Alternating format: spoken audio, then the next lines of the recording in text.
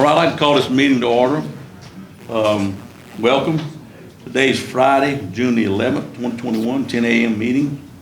Mr. Kirk, would you lead us in the pledge, and Mr. Thomas in the prayer, please? Raise the flag. Pledge allegiance to the flag of the United States of America and to the republic for which it stands, one nation, under God, indivisible, with liberty and justice for all. That's the Lord's Prayer. Our Father, who art in heaven, hallowed be thy name. Thy kingdom come, thy will be done, on earth as it is in heaven. Give us this day our daily bread, and forgive us our trespasses, as we forgive those who trespass against us. Lead us not into temptation, but deliver us from evil. Amen.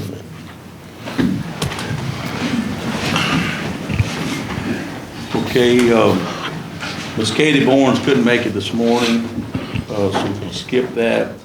And on the waste management, Joe's not here yet, so we're going to back y'all up, Ms. Beverly, a little bit if y'all don't mind. Joe he's running a little bit late with his daughter. So we'll go on to Fence Maker.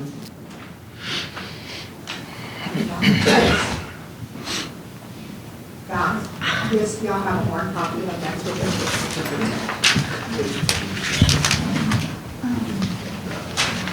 Sure, or I don't know. This is why they want to put it over here. Perfect. You can stand there, we can move the mic over there. Here we are.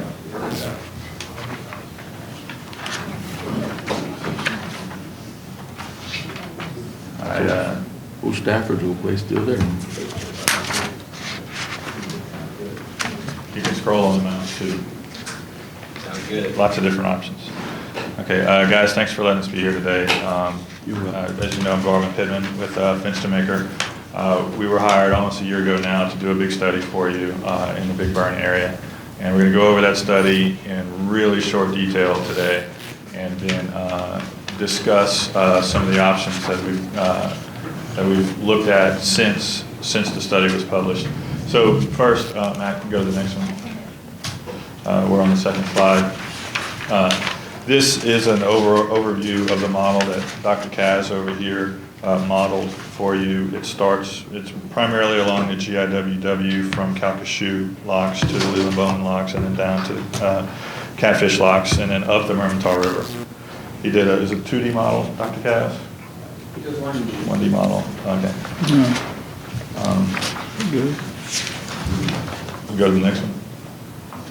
All right, so what we modeled was improvements to the berm on the south side of the GIWW, a weir structure at the inlet of Lake Nazaire, and then some smaller berms or intermittent berms to keep water from coming from Grand Lake into the project area.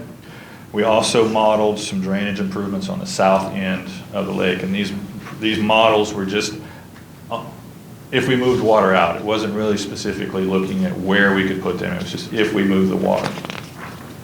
Next slide. This slide is just a representation of what each of those structures would look like, and it shows that there are gaps in the structures so water can move back and forth under normal circumstances, but in the event of a big slug of water, like maybe what happened 2 weeks ago, it would slow down that water and you wouldn't get near as much water in the system. Okay, the most important thing that we wanted to look at was, did we cause harm? Did we cause water in the GIWW, particularly along where Mr. Falk's district is? Did we cause that water to go up? If you look at, I'm sorry, Matt, we need to be on this slide right here. Yeah. Back it up. There we go. The red line represents what happened in 2013, and that's the flood that we modeled because there was more data for 2013 than there was for 2016. So the red looks at what actually happened, and the blue is what the model says would happen if we put these measures in place. So on the left side of your picture there is Calcasieu Lock, and on the right side is Leland-Bowman. So you can see on the right side we didn't really change anything.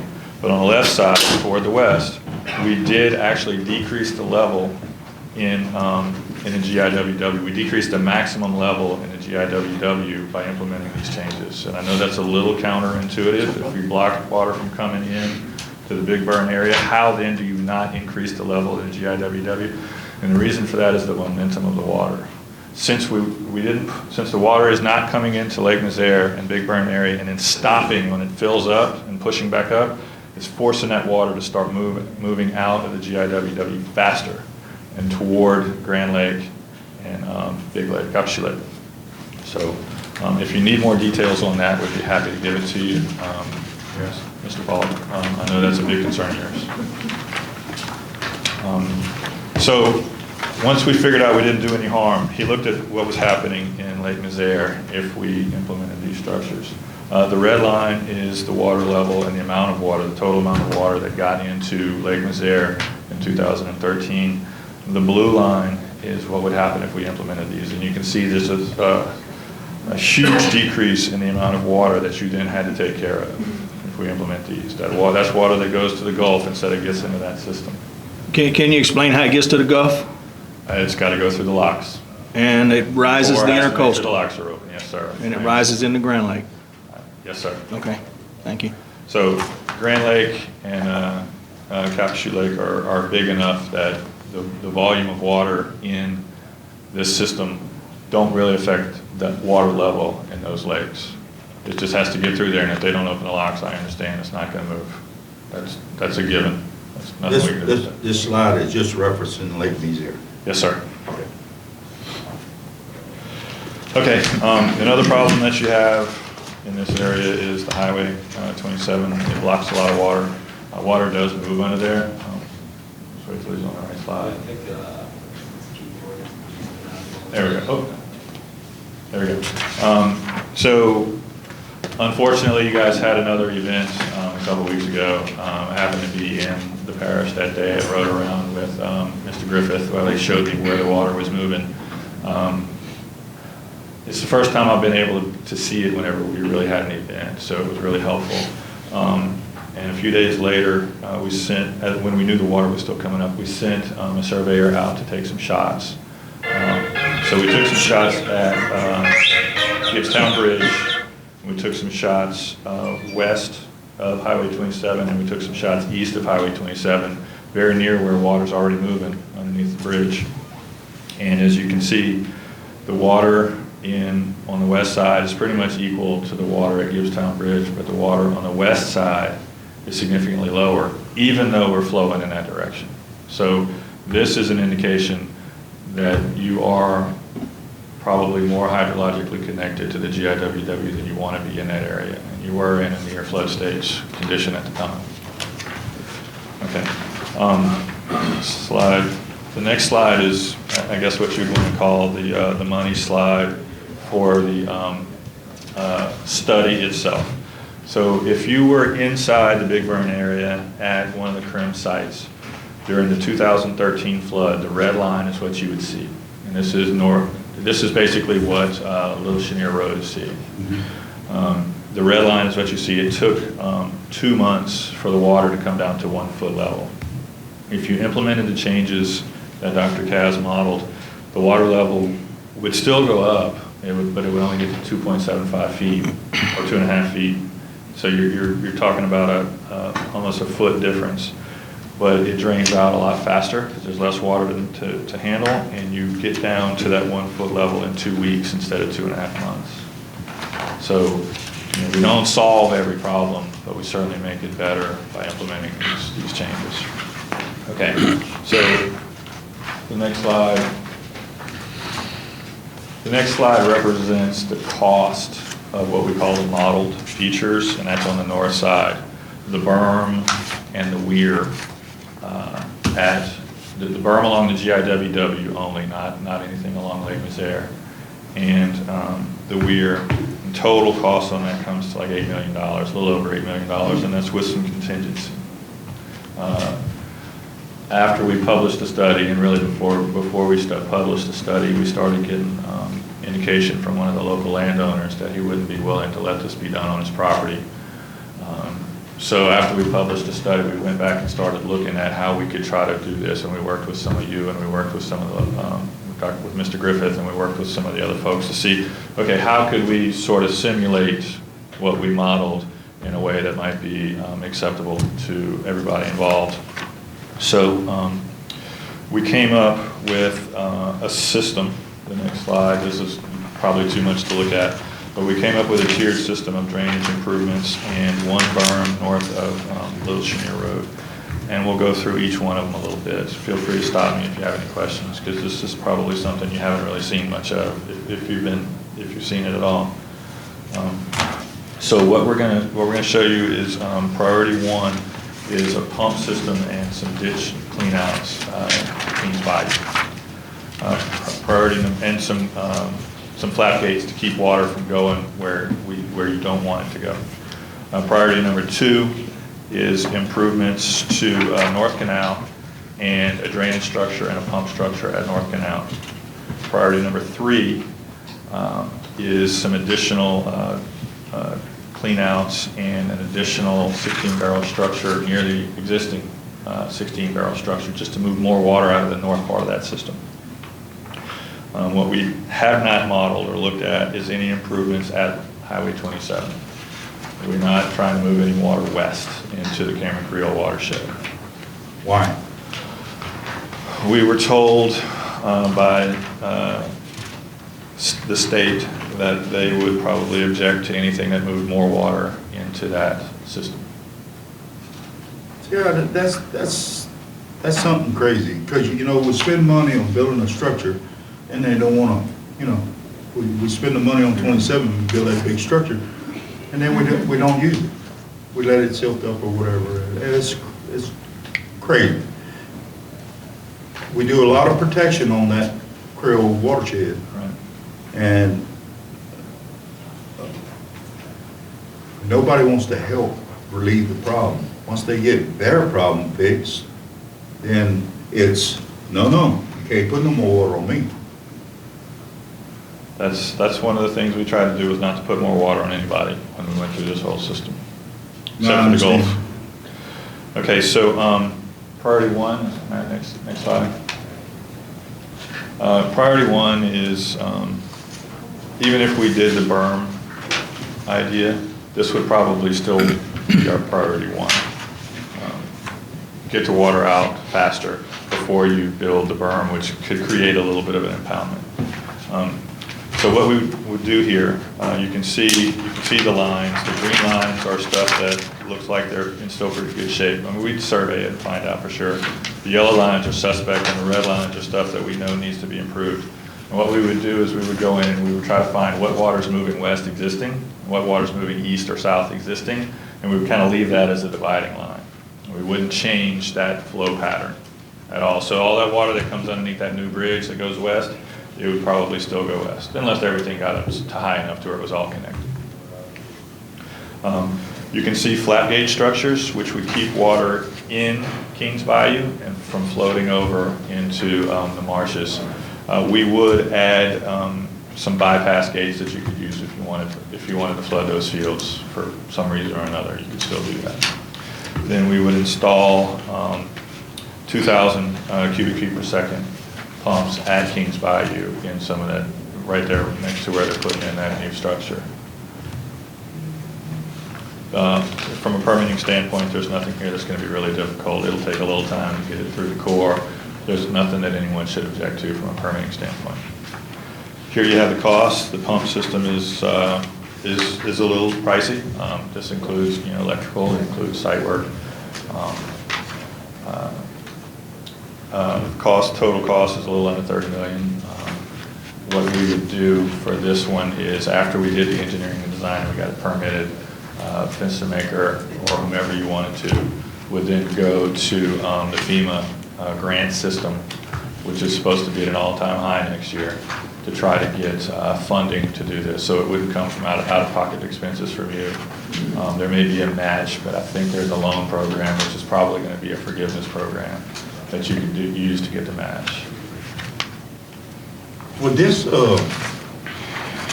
take the water just directly off of that like the, Going to go back to the previous slide now? would this take the water, would that take the water from the GIWW? It would not Directly? take, it would not take it directly. The GIWW would still have. So to you're flow just the talking about East Creole, West Creole, or East Creole, Grationier, right? pumps. Basically, we're talking about whatever drains into these laterals right here that you see on the page. So basically from Lotionaire Road south. No, this is East Creole, this is West Creole coming towards Cameron right here, this is 27. No, you're right. You're Yeah, right. it's only You're right. I'm looking at the wrong spot. So basically from Lotionaire Road south. Right. Okay. That's what. And we're gonna divert, so our objective is to try to divert the water from the burns into the Mermentau through those barrel structures. Yes, sir. Keep it out of coming to East Creole, and then use these pumps to pump that section out. Yeah, so tied inside. You would hope that on a normal situation, the drainage, existing Right. drainage structures would Right. work, so you wouldn't have to use the pumps. But in a situation like we had last week and the week before, you'd want to use the pumps.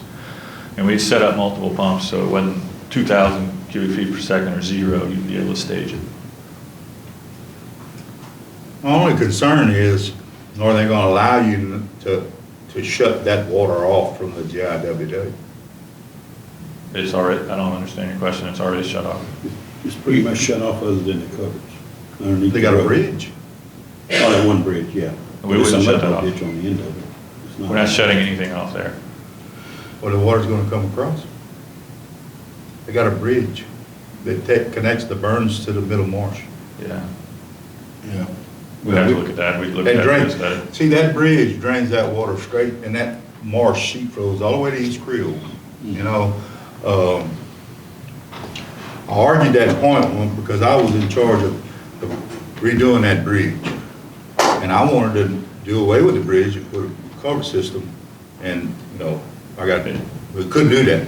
We had to leave the bridge. Through the design process, we would look at that bridge and see if there was something that needed to be done or could be Yeah, done. it's kind of. Just saying, if you're gonna try to move the water from the GIWW through some pumps, it's not gonna work. We're not trying to do that, no, No. sir. No, we're gonna have to. You're gonna have to do Block that something down. with that. Block that you know? off. Right. A structure, but we need to have a structure there so we can get some water to the middle marsh if we had to. You know, if it, in a dry season. You could put a block in some pipes. Yeah, that's what I'm talking about, right north of the bridge, yeah. Yeah. That's gonna have to be looked at. Yeah, we can't afford to pump all the middle marsh out with electric pumps and water still coming on us. Yeah. I mean, you're shooting yourself in the foot. You're not gonna, Right, it's just gonna circuit, yeah, I mean, it's just, you're gonna try to drain the intercoastal one. Right. Yeah. That ain't gonna work. There's gonna be permanent pump stations? yes, sir.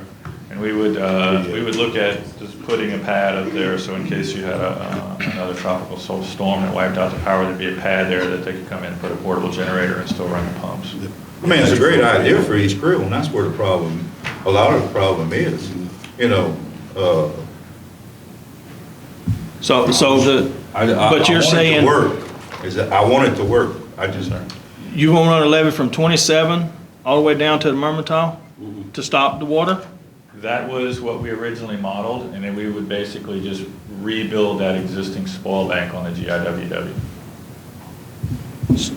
So how are you going to stop the water that's coming into Burns from We're not going gonna- south? We're not gonna stop every bit of water. Can't stop. All we can do is slow it down limit. and make it more manageable. But they won't allow you to push water west across 27, but they allow you to run it south across Little Chenier Road? It would go under the Little Chenier Road. That's what I'm talking about. Yes, sir. So they won't let it go west, but they'll let it go south. Right. Good reason why landowner, major landowner. Okay. Okay. So Sorry. if I was making a recommendation, I would recommend that you do this priority 1 first, and then if the stars all lined up properly, then do the berm just rebuild that spoil bank at the GIWW To slow that down. to slow that down, and you've really tackled most of the problem here. So you're talking about go ahead and dig the intercoastal out and then build that levee back on. Basically, just put a barge mounted clamshell in the GIWW and dig up whatever you need to rebuild the level, to the level of that. Well, but that would help Lee out if we could dig that intercoastal and lower that level, help everybody out and build that levee. You're not Stop gonna dredge what needs to be dredged by putting that berm there, bro. Don't come here We're with gonna make a that. little ditch and That would stuff. not be A little enough- ditch, a little That would ditch. not be enough to change your life in at all, I'm sorry. Not gonna drop the level of that water in there either. Sir? Nothing. Priority two, thank you. Priority two, is just to assist with moving the water out of that area a little bit more, and that would be to, survey the North Canal, see if there's any stoppages up in there, and then add a pump system and, a water control structure, something similar to the 16 barrel over there at the, east end of the North Canal. The water levels there don't fluctuate as much as they do at the south from intertidal. So even though the average water level is a little bit higher at that part of the Mermentau, you'd still get decent flow out of the structure. And then there's pumps there to help as well. That location is road accessible? It is not. It's not. We would have to run power from Chenier Party Road, and then most of it would have to be built from within the Mermentau barge mounted equipment. Already New there. service. No, I know. And I just, we would study the area right there and see if there would need to be any cuts in that existing spoil bank to help move water into that and then out. I know that's, there's not as much people and infrastructure over there, and it's not as critical, but it would certainly help. Who has the control of the pumps? You would. Our water district. Or your designee. Okay. Drainage district. drainage board will have control, right? With restrictions? With restrictions? Certain times we can't turn them on because it might dry out a marsh? Yeah, I mean, the state says you gotta hold a certain amount of water over the marsh for diseases, so you gotta, it's gonna be a limit. You can, To get the permits from the Corps and NOAA, we would probably have to build an operations plan together. That would go with it, and you'd have to follow that operation plan, and it would involve some sort of levels on the marsh, yes, sir. Before you could operate the pumps, but the water control structures, you probably wouldn't need an operations plan. Cost on that one, again, it's a little pricey. The pumps are not cheap, getting electricity to them is not cheap. But again, this is stuff that we would apply to FEMA, one of the FEMA programs to get this, and it would be little or no out-of-pocket expense for y'all. Priority 3, which is truly a lower priority, but very expensive, is to that existing 16 barrel, just add to it a little bit south of it, and then go back in and look at a number of the ditches and canals that feed to that and see if any of that needs to be cleaned out. The landowner in that area said it's fine if you want to do that, but it's not a high priority to him, and I don't know if that's a high priority to you, but any water we can move out of that system is a help, and it's relatively inexpensive at a total of $6 million. And again, that's something we would apply to FEMA for. In a perfect world, you would do all of these, and you would do them priority 1, then the berm on the GIWW, then priority 2, then priority 3. What does it have, did y'all study to see if that water has the capability to get to them structures efficiently? We will make sure that it can, as long as especially if you have a pump system there, and if you have a canal there, if you're pumping water out, it's gonna get there. We will make sure it can get there by sizing the North Canal properly. We know it can get to Kings Bayou, especially if we clean out the canals, but. This this is in the burns, right? The Humble, It's just a yeah, red where they wanna clean that's, scoop and that is not a pump, that's just a Yeah, drainage that's structure. silted in. And you know it can get there when the water's high, it's probably not gonna get there when the water's low. So again, this is just to help when the water gets really high. Okay, the fourth priority, which on the surface sounds like a great idea, but we have a few problems with it, is a ridge. We're not calling it a berm, we're calling it a ridge, because those are easier to permit. They're the same thing. Is a ridge system at the Miami property line. This is just a rough representation that Matt pulled off of, which website was it, Matt? That's the Ag Data Scout tax assessment. All right. A berm here. There's some existing berms, there's some marsh. We would have to dig it and build a berm. There's, people want access through their canals. We'd have to figure out what to do there. There's, it's not traps that we've run yet. 2 hunting clubs there, we're gonna have to leave it open there. There's gonna be some impounded areas if we do this that we would have to look at. How do we get rainwater out of that impounded area? So this is not something we've studied yet. It's just something we're presenting to y'all, and we've got our friends over at Tetra Tech to help give us a cost on that, including the mitigation. So you would need something in the neighborhood of 130,000 feet of terraces to do the mitigation on this. I'm sure you can find the area for that. The cost on this came in a little lower than I suspected, quite honestly. But again, that doesn't account for whatever other work we're going to have to do to decrease impoundments or access. And we haven't studied how effective it'll be. But the cost came in at only $13.5 million. You're probably going to have to add a little bit to that once we really dig into it, if we really dig into it, which we haven't. But this will solve everybody's problem. You're right. It would. But how many cuts would we have to leave open, and would that? 2 or 3, and all you gotta do is come back to the ridge and then go back out. That's a possibility. Yeah, but we just haven't had a chance to study it. That's the one. That's what we originally talked about. Yeah. So the cuts, you need cuts for, I guess, these hunting clubs to have access to the burn? Levees going here, Scott, you run it to the ridge where the water can't get around, and you go on the other side and go back out. Okay. That way you have an open. Okay. Okay.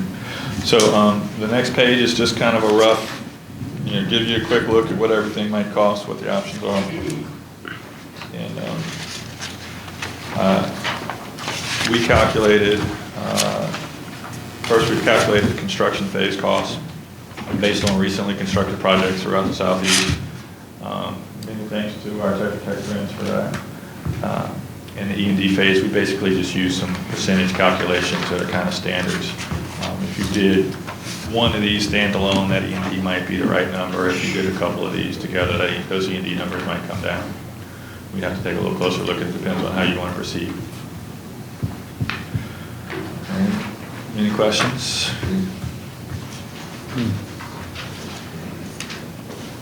If you was to do priority 4, Yes, sir. would you realistically need to do priority 1? Probably. We would need to? No, but would it be a benefit? Yes. On certain months of the year. Yes. But that's a lot of money versus, but we have to understand, if I'm saying this right, there's a lot of hurdles to getting number 4 done. The permitting on that is going to be a bear. They won't let you build no new levees, is the problem. We won't call it a levee. We're going to call it a forested ridge. We won't have to maintain it. What you gotta do. We'll probably plant some hackberry trees on it and call it a ridge. And they're building them all over the east right now, and they're all the rage in East Well, storm Louisiana. surge protection for areas north of that. Yeah. Hang on, sometimes the fight is worth the fight, You- especially if you can knock out a couple That of the would, projects. that would solve a lot of it. I think we'll have to ask Dr. Kaz if that's, the stuff along the GIWW would be much, much easier to permit, cheaper, and probably just as beneficial.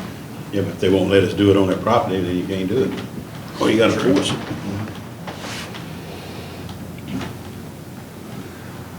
You know, back in the day, there used to be a cut, you couldn't hardly get a boat through on that intercoastal coming into that big burn, and now it's 90 foot wide and probably 12 foot deep. The models show those staying open. The models are done with those cuts still staying open. That big? And you still get the bigger, you still get the improvement. Yes, sir. You know how much water you can move through that cut? Well, this is my deal, Rick. If you leave that cut open that big, that cut is more water coming through the cut than all 3 of our places letting it out to the south. So you're not doing no good, to me.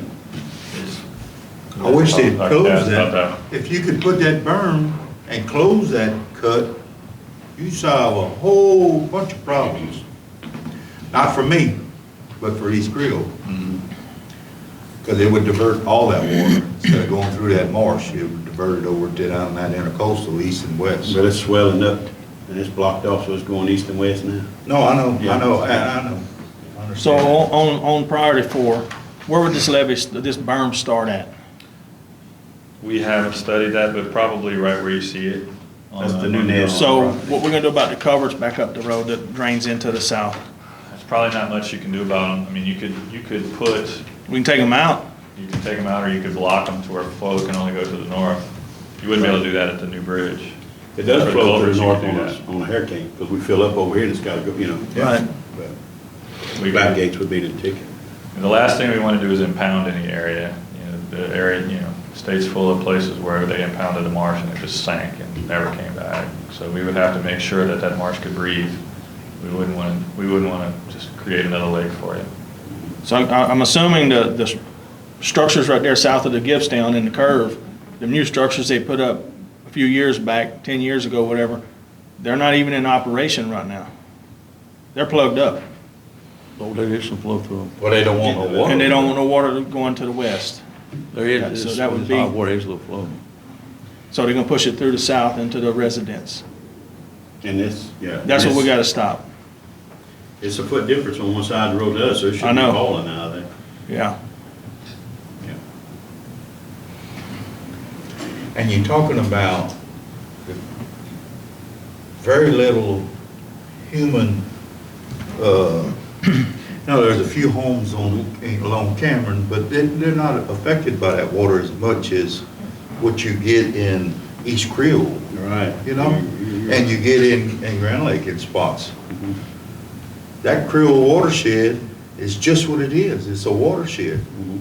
But they're operating it, in my opinion, like a refuge. A containment of water control structures, not a drainage control. I'm at the drainage, I ain't worried about the rest. I can get it out of there, that's I fine. mean, I'm all for building the marsh, but you hold more water in the marsh, I don't care where you at, you kill marsh. That's true. You can build all the terraces you want. You're gonna kill that marsh. If you keep that marsh underwater 80% of the year, it will die. Yeah, that's what's happening now. I know right now Build all with the terraces the, they want. talking with the shrimpers, I know right now they're having one of the best years they've ever had right now since them weirs and everything were washed out. So we need to leave them like that. So- Well, they gonna I'm telling you, fix it. Scott, They gonna listen fix though, on this side, it is draining. It's lower, it's lower on 27 all the way to the channel, even with those cuts going in and out, it's lower. One of the issues is they saying if you get too much salt water there, it kills the marsh. But, I don't know. I don't have no questions. So what we need to do, we just talked about it, what we're gonna do? We're gonna study a little bit longer? Carabet. Yeah, no, so that's what we were gonna present to you guys. This was just a study that was funded through a hazard mitigation grant from the 2016 floods. Now, if you liked all of it, you could make a motion to adopt it as presented and then give authority to the staff to start procuring an engineering firm to start design. Or you could just give the staff authority to start searching for other funding sources. I will tell you, it's a lot easier to get a funding for a project that's already shovel-ready than to just look for the funding source to pay for the design. So that's completely up to you guys, but if you make a motion to hire a firm to start engineering design, you could do for priority 1, you could do it for all the priorities. Could There's you, nothing on the agenda right now, but know that you're allocating general fund dollars to pay for this, and For the what's that? engineering part, for right. What's the that number? engineering. Now, I it mean- could be used if you get a funding source, say we go get a grant, sometimes they'll look at your E&D and they'll let you use it as a match, sometimes they won't, it's at their discretion depending on the funding source, but whatever you do, whatever decisions made for E&D, it's gonna come out of the general fund probably, unless, like I said, much later, 2 or 3 years later, you may recoup those funds, you may not, but it needs to be a budget allocation. Could we get a budget from an engineer to do this? You have kind of an estimated cost on Oh, those okay. pages, Oh, last it's on there. page. Second to last page shows all of them. 19. And the individual cost sheets show where those costs, how those costs are built up. They're just percentages. if we looked at each particular job in more detail, we may be able to sharpen that pencil a little bit. We don't have to take action today. Y'all can think about it. You can bring it up at another meeting. Yeah, but if, I want to understand this. If we was to take on and hire and pass this, would we have a say in what the priorities could be changed to? Yes. This Like is just a put 4 to- recommendation put 4 to based 1? off of their data. Yeah, if we found out information later on that, and we done hire, but we decide we want to change our priorities, we could do that, right? Yes, sir. Cost us more money. You're the You boss. lose everything you put into whatever priority you went with. Yeah, but you may save tremendous too. Looking at these numbers, it won't save nothing. 13 to 26 is a lot of difference. I'm looking at the engineering side. Yeah. Yeah. And you can do this, you know, in phases by priority. You can say, you know, as a jury, we want to take a look at just designing priority 1. Allocate the funds for that. They can start designing and start applying for funding. And as we get construction funds to do priority 1, then you may allocate money to do priority 2. Or you might say, you know, we think we need to skip 2 and go to 3. This is just recommendations based off of their modeling. Maybe in a few years, they'll have more data based off of all of this rain events that we've been having, and they may remodel some things, and it might change their recommendation. What's our odds of getting our money back on the engineering if we get a grant? You might not get it back, but it might be able to be counted as a match. So if you get hazard mitigation funds on $8.4 million, you might be required to do a 10% match. They may say, instead of giving us 10% in cash, we'll count your A&E and fees as a Either way, 10% match. okay. So you won't really see any out-of-pocket expenses. It'll just let you count it. But And like I these said, are- that changes depending on funding source. Sometimes they count it, sometimes they won't allow it. And these are your recommendations, priority recommendations Yes, sir. from the study y'all done? Yeah, and the drainage boards has been working with them. And then drainage board. Yeah. So you're gonna take this information you got from this engineering firm and give it to another engineering firm? That is completely up to you guys. You can hire them directly, but if you don't properly procure someone, well, actually, we procured you for construction I funds. So you thought so. probably procured them. Yeah, you do. I think, is Gary here?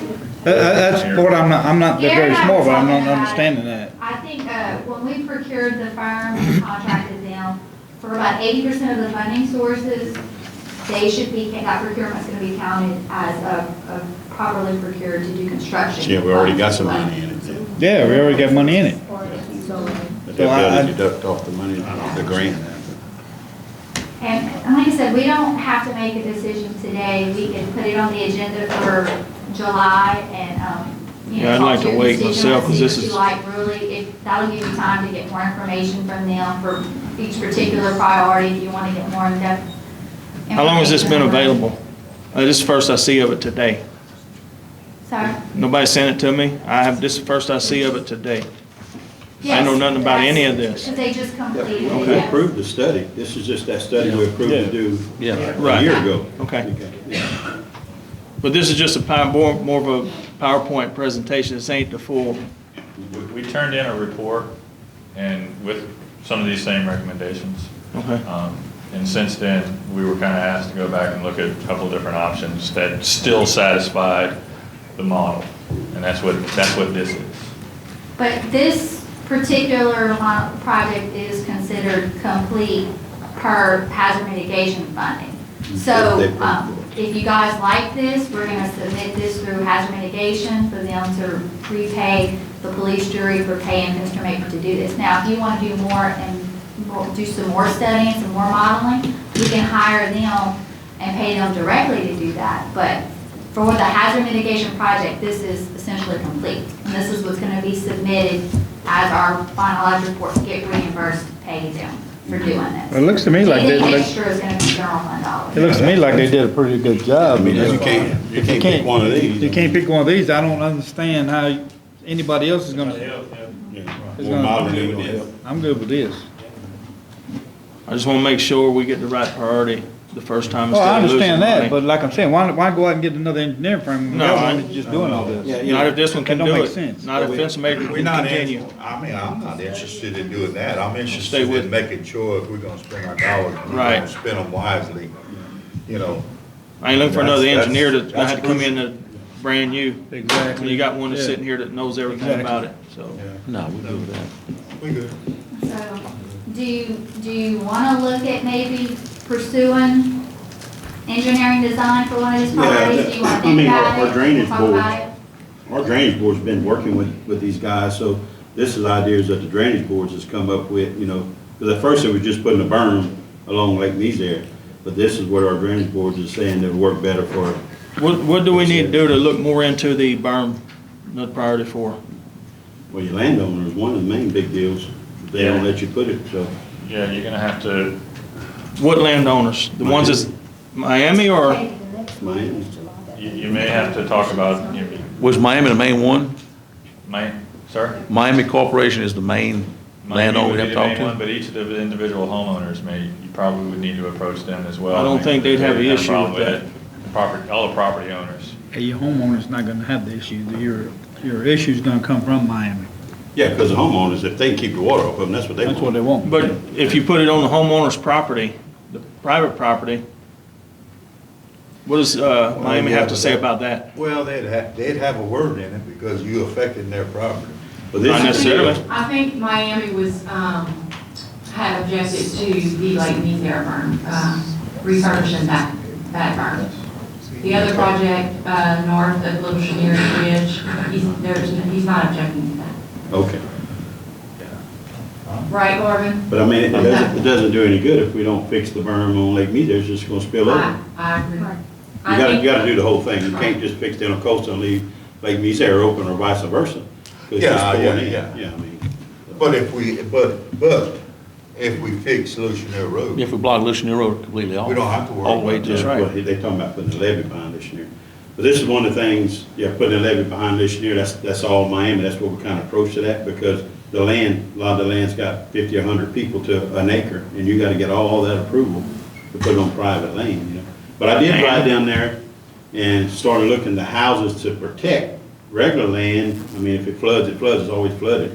But, a lot of them's already got the levee around them. You know what I'm saying? Most of them have So you pump wouldn't- outs. Yeah, so we wouldn't have to do very many. But you'd have to use Lucianier Road and block those covers and the bridge to stop the water from going south, you know? Ain't got no problem blocking no covers. Yeah. I think we need to we need to Look at that one. think about it at least another month. Yeah. And like you Just to make said earlier, sure- Mr. Lee, we're gonna put up the fight, so, you know, we do need to concentrate on the GIWW, the Lake Mizare berm. I think it's a great project, it was historically there, it needs to be refurbished back to what it was before. It's gonna So- be a lot easier to permit, And a lot less easier to get mitigation. grant funding for. The priority for our grants guy, you know, kind of cringes whenever he thinks about Did how to we do ever- that grant. And it makes Did more we sense. ever approach, or did y'all ever approach in this study other parishes in the, like Vermillion, for example? We did not. How this may affect them? The answer to that is in that second or third slide with the, where it talks about the water level in the GIWW. Slide 5. We figured if we did not increase the level of the GIWW, then we didn't affect any of those people.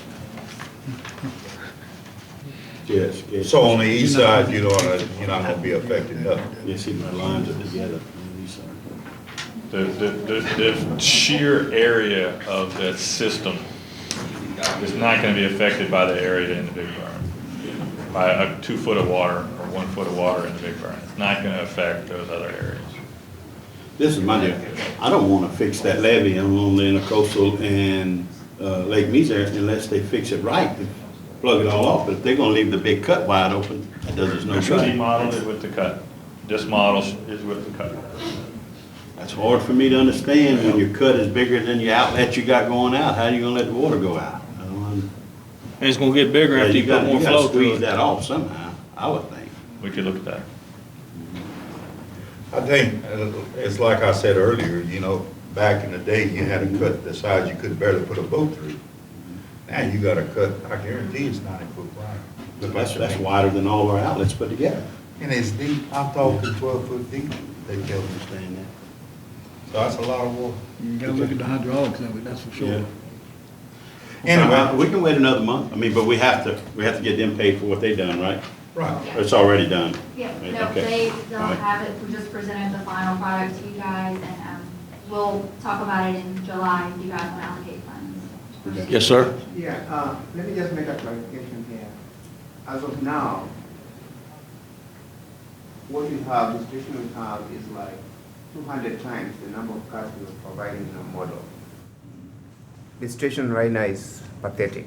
So the sheet flow is actually 200 times Exactly. more than that one cut. Exactly. And then once we have those small slots, the principle of flow is that water tends to pursue the path of the low, least resistance. So it will always just run across. Think of it like you've opened your windows and you're driving very fast through rain. Rain may not even get into your car. Yeah. So all I'm saying is that those provisions will not negate anything, really. It's going to suppress what is existing so far. When water's flowing, it's not that much of a difference, I guess, is what I'm understanding you saying. It's when it settles out, it will level out. When it levels out, that cut will level itself out. Correct. And But those when are normal but when conditions. it's flowing, it won't have that much of a. Correct. But I see a 1 foot difference right now on Lucineer, about 18 inches on that side of the road versus this side. Had a 36-inch cover. It looked like you had a pump going through it. It was making foam on the other side. It was white capping the last time I saw it. Yeah, I mean, that's a lot. And if you got a cut that's 100 foot wide doing that? Yeah, You don't wait. Yeah, let's wait, Let's let's do approve it a next little month. more studying on this stuff. Katie and Kara have my contact information. If there's anything else we can do in the meantime, please let us know. Thank we're you. gonna do something. Yes, sir. We're gonna You want to approve add to the? it. I feel like we ought to. Mr. Scott, we're gonna let, if you don't mind, we're gonna let Mr. Scooter provide some comments. Yeah, Scooter, come on, you come on up. So there's a lot of opportunity. Hey, come to the mic, Scooter, we can't hardly hear you up here, please.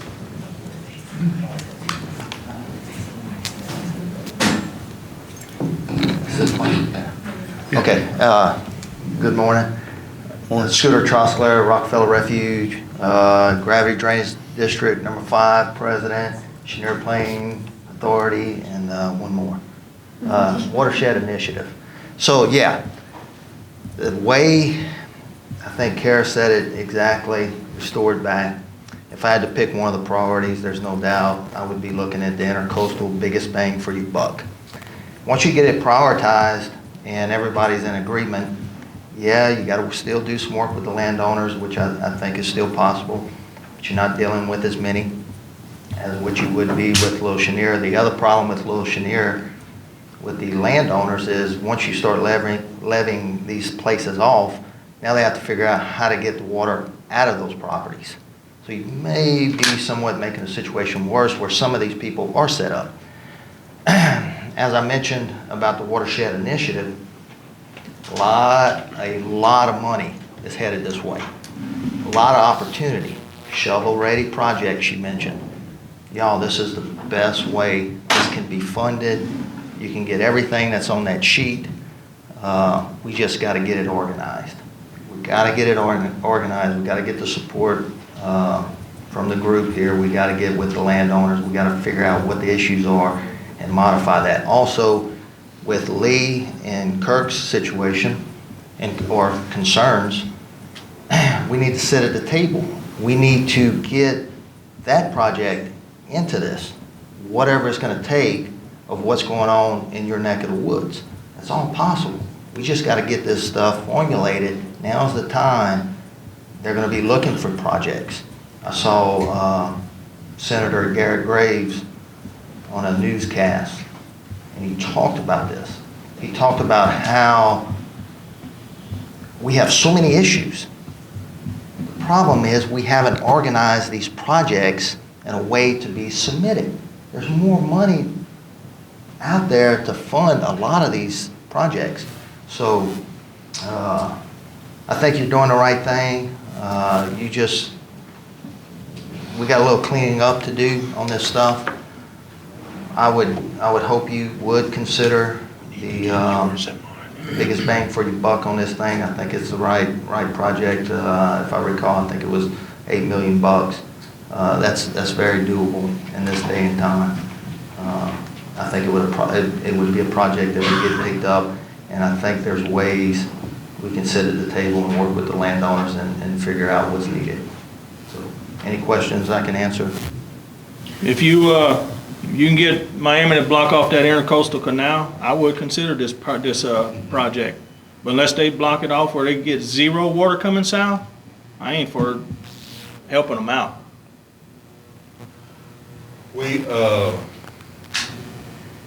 My biggest concern is not playing favoritism over one or the other. You know, if we're gonna protect East Creole, Chenier, Purdue, and all that area, we needed a way to convince the landowner, which is Miami Corporation, and they're gonna have to allow some of that water. I mean, it just is. Because it's You not. talking about the bridge under 27 there? Mm-hmm. So I'm we're, talking about that new structure they just put that's on it. the end of that Yeah, well, canal. They could let a lot of, isn't that, so they just did, CS 49? Yeah, so CS 49 is the area that they just rocked along the intercoastal, and then they added additional structures to flow fresh water to kind of buffer and dilute the salt water coming in to the Cameron Creole. So yes, they have added additional structures to push water out the intercoastal into the west side. But still, by doing this, you're still a foot lower because you don't have those big gaps that you had before, or say sheet flowing water across where you once had levee and you don't. What we are proposing, which is going to be basically CPRA, NRCS, or the groups that manage the Creole watershed, we're looking at putting additional structures in the lake, the levees. And what this will do is allow more outlet volume when the tide does allow. So improvements into the west side should get better on drainage once these are installed. So there's opportunities there. We have looked at, or we've mentioned, we really haven't looked at Highway 27 south of Gibbstown. Is there additional flow-throughs possible to go through that road to divert more water once these projects are implemented along the lake, allowing more flow to be separated from the Mermentau into Calcasieu River? So I understand it's a delicate dance you have to do to preserve the marsh and handle the flooding. But to say, no, I don't want nothing to do with drainage because I got my estuary made, it's not okay with me.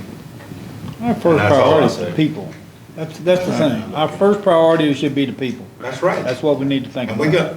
we up here need to think real hard and fast about drainage. I mean, we gotta think about preserving the marshes, don't get me wrong. Yeah, I agree. And I'm all for that. So one mentioned to divert more water west, it was denied. Who was it denied by?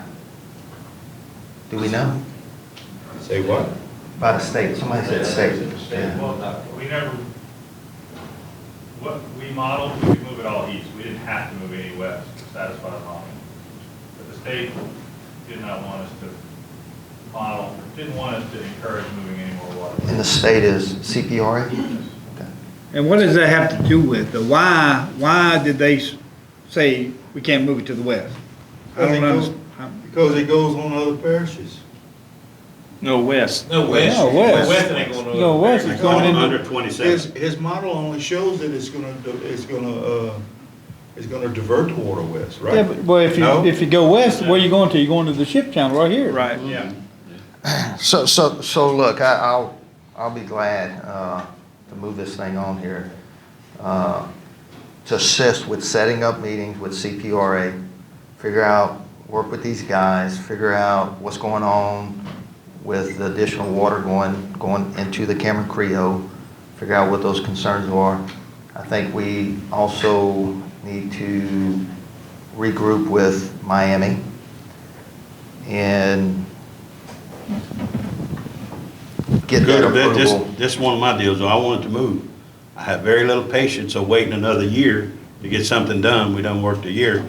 And if it's point blank, either Miami's on board or they ain't. We're gonna take the next step and run. I'll try to set up something by next week. Okay? Yeah, I'm not in favor of playing. We gotta go, we gotta get something done. With No, I agree. too much time lost already. Okay.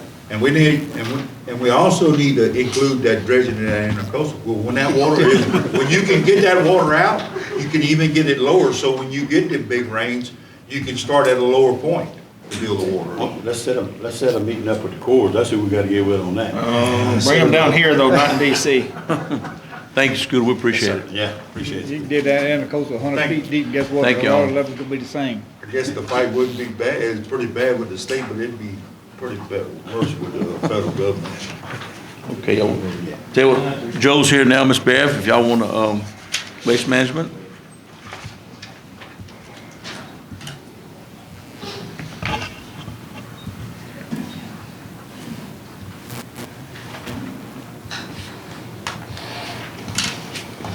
Good morning. Good morning, Ms. Bev. I'm Beverly with Waste Management, Beverly Gilchrist with Waste Management. This is our district manager, Dominic DiPaolo, and we're here because we want to help address concerns that some of the residents may have and some of the police drawers may have, and do whatever we can to resolve some of the issues that you've been having, or if we address them one by one, I feel like we can get everything taken care of. We have had our difficulties, but you know, I think I said earlier, in the 42 years that I've been with Waste Management, things have not ever been this bad as far as, and it's not just us, it's everyone that's experiencing some of the same issues, and but we want to address each and everyone's concerns, so that's why we're here. And if anybody has anything they'd like. I got one question. We in a rural area down here, Uh-huh. Lake Charles, where everything's perfect there. We got round trash can, we got, everybody got a different trash can. I got one man on a truck. You know, how in the heck can he do a good job by himself on that truck? Getting in and out of that truck. Now, I know when he got the arm, and in the perfect conditions of Lake Charles, he picks it up and dumps it with that arm, and that's great. But our area, we don't have that. You know, they're missing people, they miss me. You know, I mean, they're missing everybody. It's terrible. I mean, how can he do a good job with just one man? Why haven't we got 2 or 3 on there like we used to have, where the guy rolled on the back and dumped the trash can and went on? We didn't have such a bad problem, but now it's terrible on that one incident. Can you answer that for me? Yeah, so we do have that side load truck that you're talking about. It's got the arm to, reach out and grab the can and dump it. Even if it's, a cart that's not provided by the parish, like if it's one of those throw cans, he does get out to, or supposed to be getting out to grab those and be able to dump them, and, as well as anything that may be beside the can, that we're supposed to be picking up and servicing. Yeah, I imagine some of the trash cans are pretty heavy for one man to try to handle. Yes, sir, they can be. I mean, answer Joe's, but last week, I was cutting grass at one of my parks over here where they pull up there to dump the trash, where there's 6 or 7 in a row, he dumps them all. I see him get out and look at one that had a twig in it. My phone's dead, but I took a picture of it, we called, but it was just a twig sticking out of the can. He looked at it, dumped, he left that can. I called, Katie called you, they never did come back and dump it. You know what I'm saying? For a twig, and that's the only reason I could figure he didn't dump it. I watched him get out of the truck and look at it, get back in his truck, skip the can. Yeah, that being in there should not matter whatsoever. No, I took it out and put it on the ground, and I got a picture, I'll send it to you, of the twig on the side of the can. I don't understand why he did that. But then get back to just one man on the truck. Yeah, I mean, that's what I'm saying, you get I back mean, to your deal, but. I just can't understand one man on the truck. I mean, I don't know if you ever rode on the back of that truck Yes, sir. by yourself and dumped them things. Yes, But sir. it don't, one man after about 15 or 20 houses, he got to be plumb wore out. You know? Especially getting in and out of the truck. Getting in and out of the truck, crawling out that big truck, on the ground, going to the back, dumping and, you know, I mean. Not only that, I don't know what the contract says, but, I mean, do we get to say that we need 2 people on the truck or 3 people? Or that's y'all idea and we keep missing houses or? Well, we've never had cans before either. No? I mean, so, no, we, trying to make it look a little better for the people, we put cans out there. Now, all these notes that they leave on the cans, that you gotta have them on a certain side of the road, or we won't pick them up, or, that, like you said, they leave the drums. We never had trash cans before, but if y'all wanna give them to all the residents, maybe we can change. Yeah, the notes about where to put the can, you know, that's not a, hey, we're not gonna service if it's not there. We can request it, because it does make it easier in certain areas if it's on the same side of the road. However, I know there's places where the resident probably can't, you know, because of. There's no shoulder. It's just a dish. Yes, sir. There's no shoulder. Is that stated in the contract anywhere? No, sir. Okay. So that's. How many just a people you got on the request. trucks in Calcasieu Parish? There's a driver and a helper on. Why can't on we most get of the routes. same? That's the truck that we have running down here. It's a side load with one person that operates it. We need more people in the truck. We need more service, because they're leaving trash everywhere in my neighborhood. I'm tired of getting eat up on it every week, every week. I have the same problem in my area, and we've contacted y'all before, and y'all have done absolutely nothing about it. Zero. Emily has called y'all before, and y'all said y'all were gonna come back and pick the trash cans up. You did not come back and pick them up. We had to get the Parish Road crew to go empty some trash cans, and y'all knew about it. You're absolutely refusing to do your job. It's the bottom line. I just think I think the biggest concern, the biggest problem is that one guy on the truck. I mean, I think we're wearing him out. You know, he just said, I ain't gonna get that one today, I'm tired. He goes 2 or 3 misses, then he gets another one, because he's wore out, I think. I mean, to me, I mean, I know if I had to crawl up and down that truck all day long with all the cans that we got, I'd be wore out. Yes, sir. And we never had that problem, I don't believe, we had a couple guys on the truck, we never had that problem. Like we got today, we having a big problem today, I mean, we're missing people everywhere.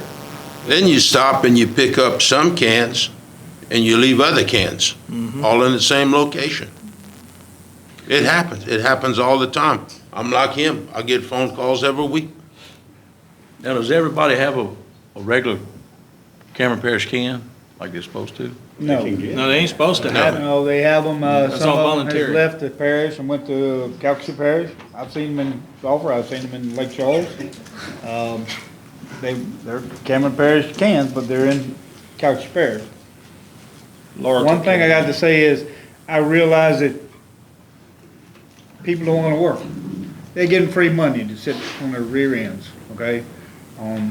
But it is a contract, it does have to be fulfilled. We just Are y'all ask you- having an employee problem? Yes, sir. You know, that's our problem. You know, ultimately, it should not be impacting our customers. Like Ms. Beverly was saying, you know, in all her time with the company, I've been with them for 10 years. I've never had this much difficulty trying to get people in there. But again, you know, that's our issue to be working through. As an LLC registered in Louisiana, they will have an agent of service with the Secretary of State. We need to contact that agent of service, tell them about the problems we have it with. I just wanted to work. I wanted to see if y'all can make some adjustments. Y'all hear our concerns. Yes, sir. We don't want people calling us, telling us Waste Management passed up my can. We want them picked up. Pretty cut and dry. I also wanna say. And I'm not out there pointing my finger at the driver. I'm pointing my finger at Waste Management. But if that guy can only do what he can do by himself, especially. And Ms. Beverly, you know, I contacted you about passing up a road there in Hackberry, but that was not that man's fault. I gotta say that. It was blocked and he couldn't get in there. And they came back, I think, 2 days later and got it, but. Yes, sir. I know we have some problems, especially on that road. Yes, sir. And in most cases, we've been able to resolve issues. Some of the things I don't know about it until I hear from you or Emily or whatever. But I do my best to get it resolved, and I work with Dominic and Derek and try to get things resolved. If it's a continuing problem, then we need to address it and correct that.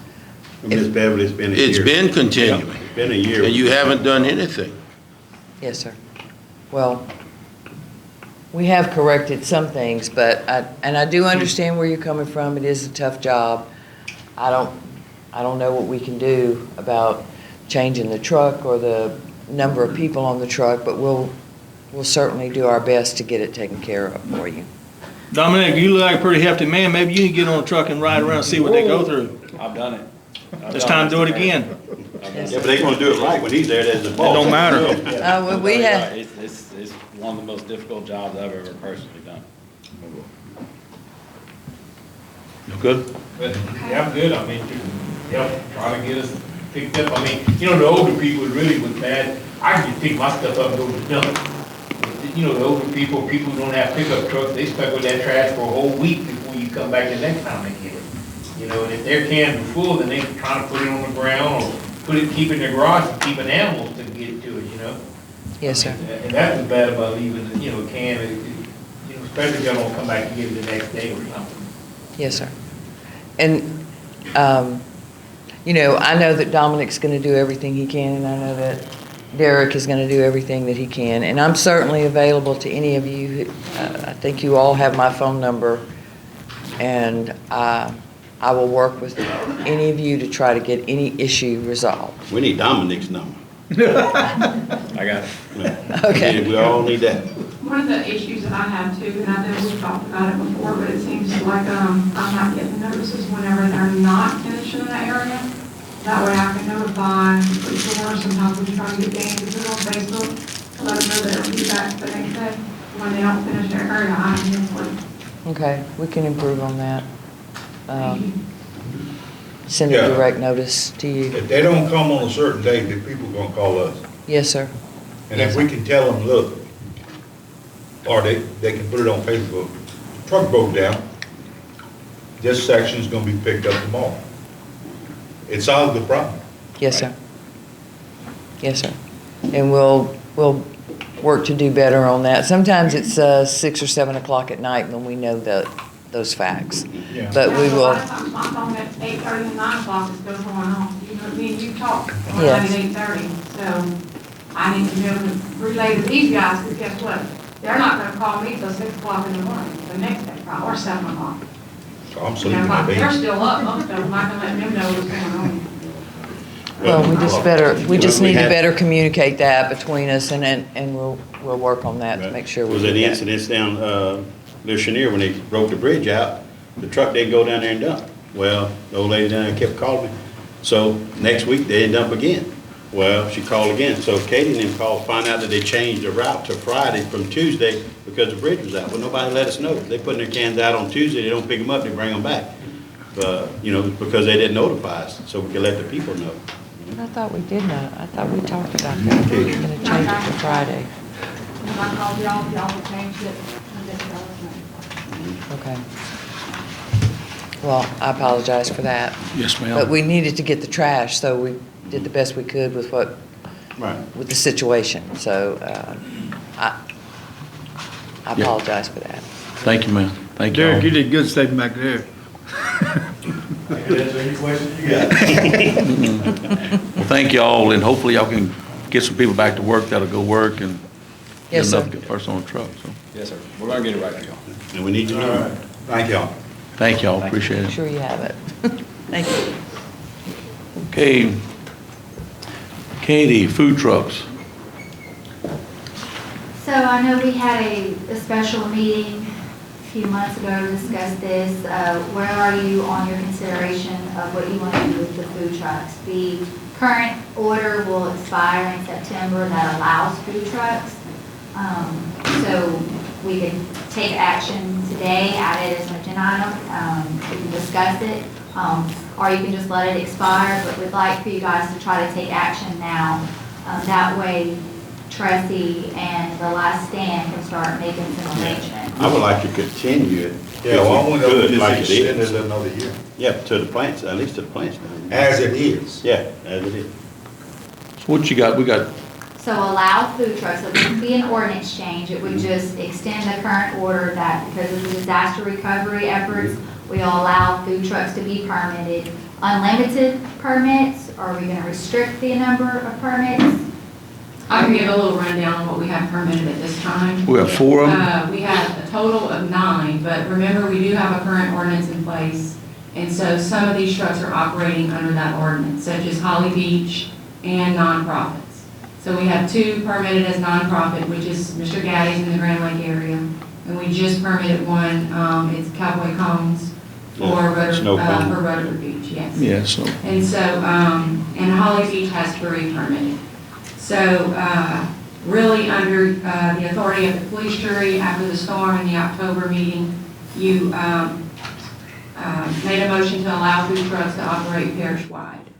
And then again, we extended it for an additional 6 months, which we allow it through all communities except Grand Lake, Sweet Lake, and Big Lake area. So like Katie mentioned, that expiration is coming up September 3rd. So right now we have 4 that's permitted under that authority. how many right here in Cameron? And it's a total of 4 and they're all in Cameron. One of them operates only. Well, there's 2, I tell you what. I was gonna mention that. So one operates once a month, the Mexican truck, I forget the name of it, but. Kilos or something? Tequilas, maybe. So they haven't been coming within the last 2 weeks, so really it's just the permanent ones is the Last Stand and Anchors Up. Because, I So work if you at, don't wanna allow anymore and just keep, The 4.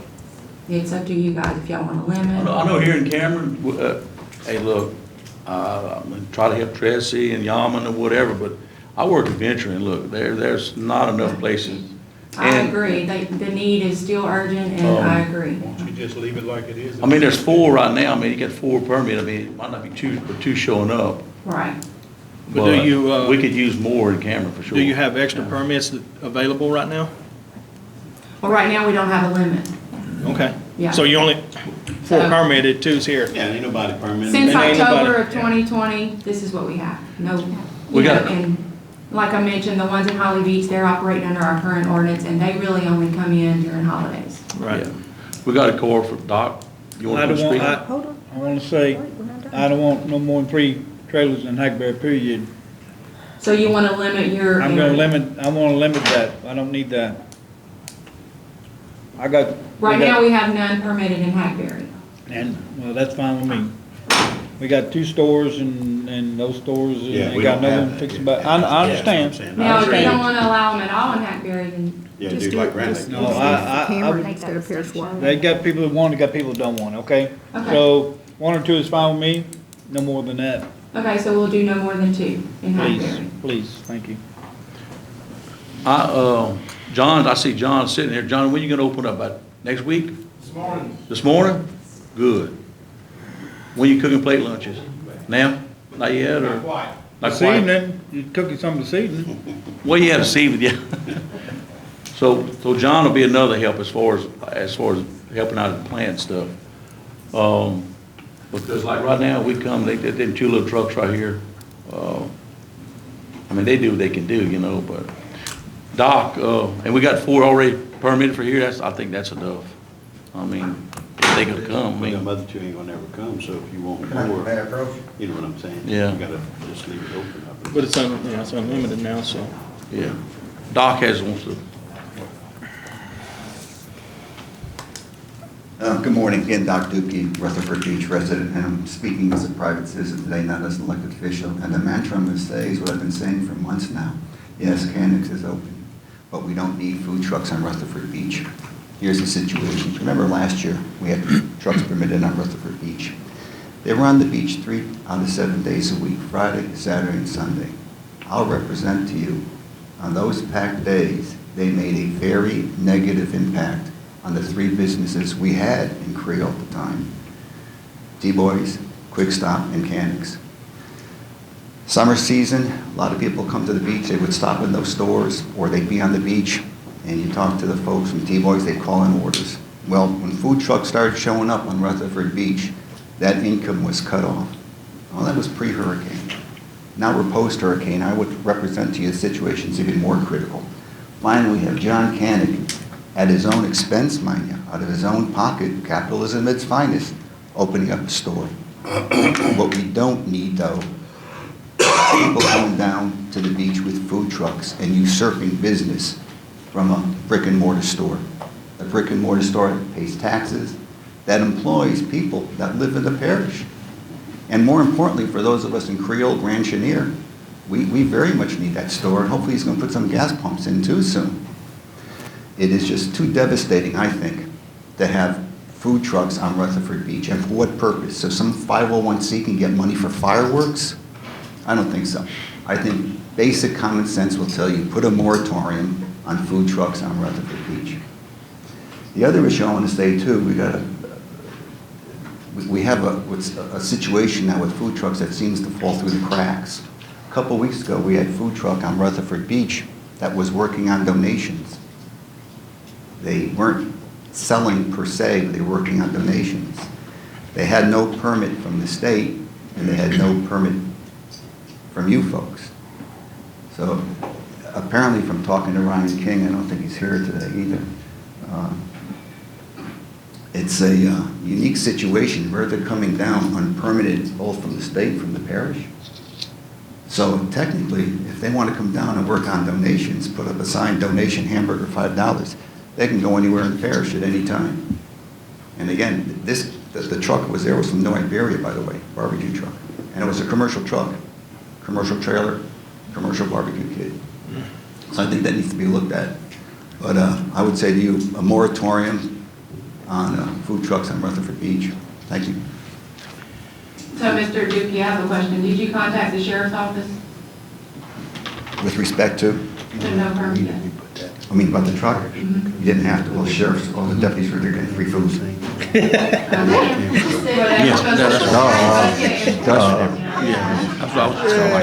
They knew about it before I used to put that. I missed it. I missed that. Tom, we were talking, what was that point? I was laughing. What happened? She asked him if he had to contact the sheriff's department. He said, yeah, the sheriff's deputies were some in line getting food. Oh, okay. Free food. Well, I didn't know about a truck out there. But Anyway. just to be clear, the point that Kara was making is if anyone sees a food truck that is not permitted by the state or by the parish, please call the sheriff's office, and the sheriff's office will fine them, write them a citation, make them leave. The sheriff's office is the one that needs to be contacted for enforcement, not the police drawers or the permitting department. Doc, you wanted, Yeah, and I think you probably need to contact the sheriff's department.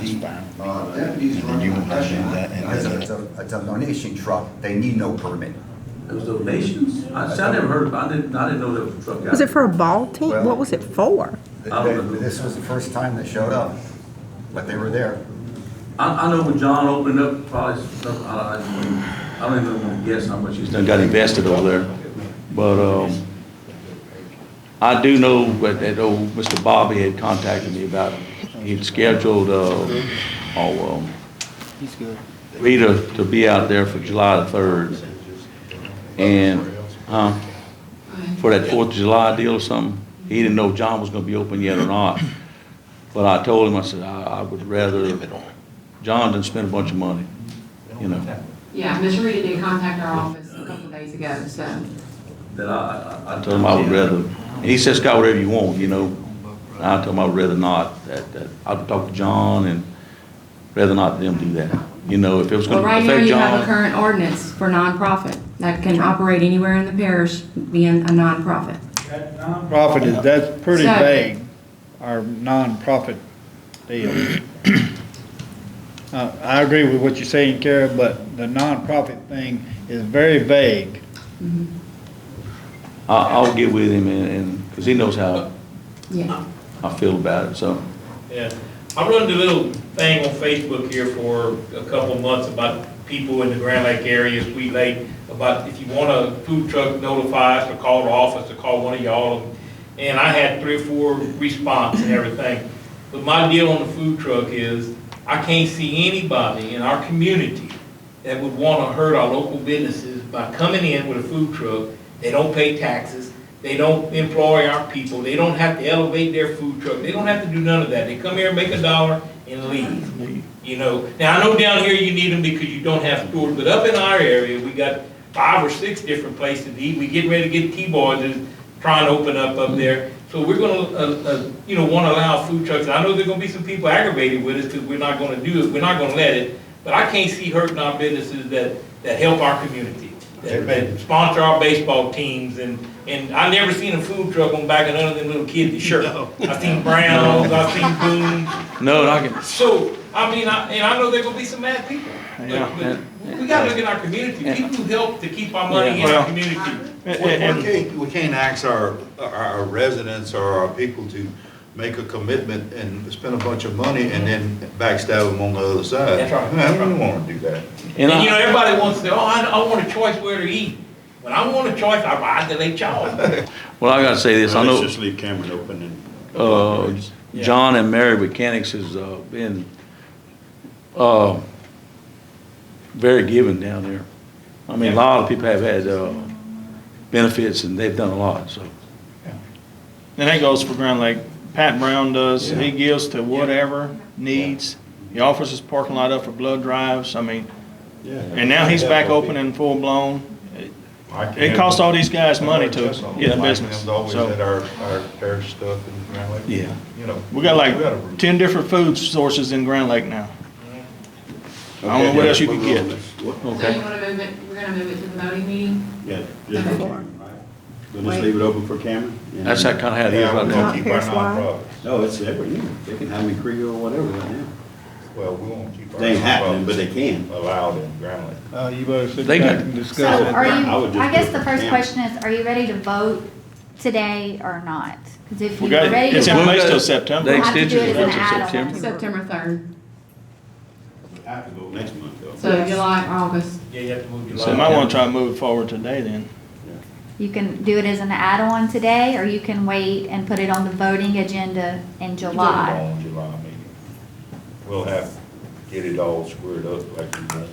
Okay. And what happens in the event that some come in the Creo area that's allowed right now, and we revoke it, do they have to leave once they get the permit? it's only Even good if you vote September. on it today, it's not gonna go in effect until the September current, the one that's Order currently runs out expires September. So September 3rd. September's gonna go out. Yeah. But And that even in also- September, when it goes out, they already have their permit. No, the permit's only gonna be good till It's September. only good till You September. got to re-permit. Okay. Correct. And just to clarify, you're not doing any ordinance changes or anything. This is just an executive order that you passed to waive your ordinance Okay, restrictions. so it's already in effect. And so, yes, so you can extend it, or you can maybe add in, you're gonna waive the ordinance restrictions and Cameron only. designate it only allowable for the town of Cameron. I mean, you can go in and figure, but it will eventually expire. If it's something that you wanna keep, you will need to do an ordinance change. Well, this gives us a little time to, Yes. So let's wait that, at least the plan, the plan's finished. Okay, well, what is that? Y'all wanna wait next meeting or do it this meeting? Yeah. Okay, we're gonna do it next meeting. Does anybody else has any on that? No, so. Okay, open up your text. y'all all good with that? We'll wait till next meeting, next month, to vote on it? Okay. All right. Kirk Quinn, hire and freeze. Yes, sir, I put this on the agenda, after seeing a bunch of new faces and never getting notified, and there was a remark made one day in the meeting that, we don't need to have our permission to hire. I think it's time we stop some of this hiring. We have a full office, we have full crews. If anybody needs to be hired, it's just to come to us and we can open it up, hire whoever, and close it back. I mean, it's just, I think we need to, the hiring needs to stop.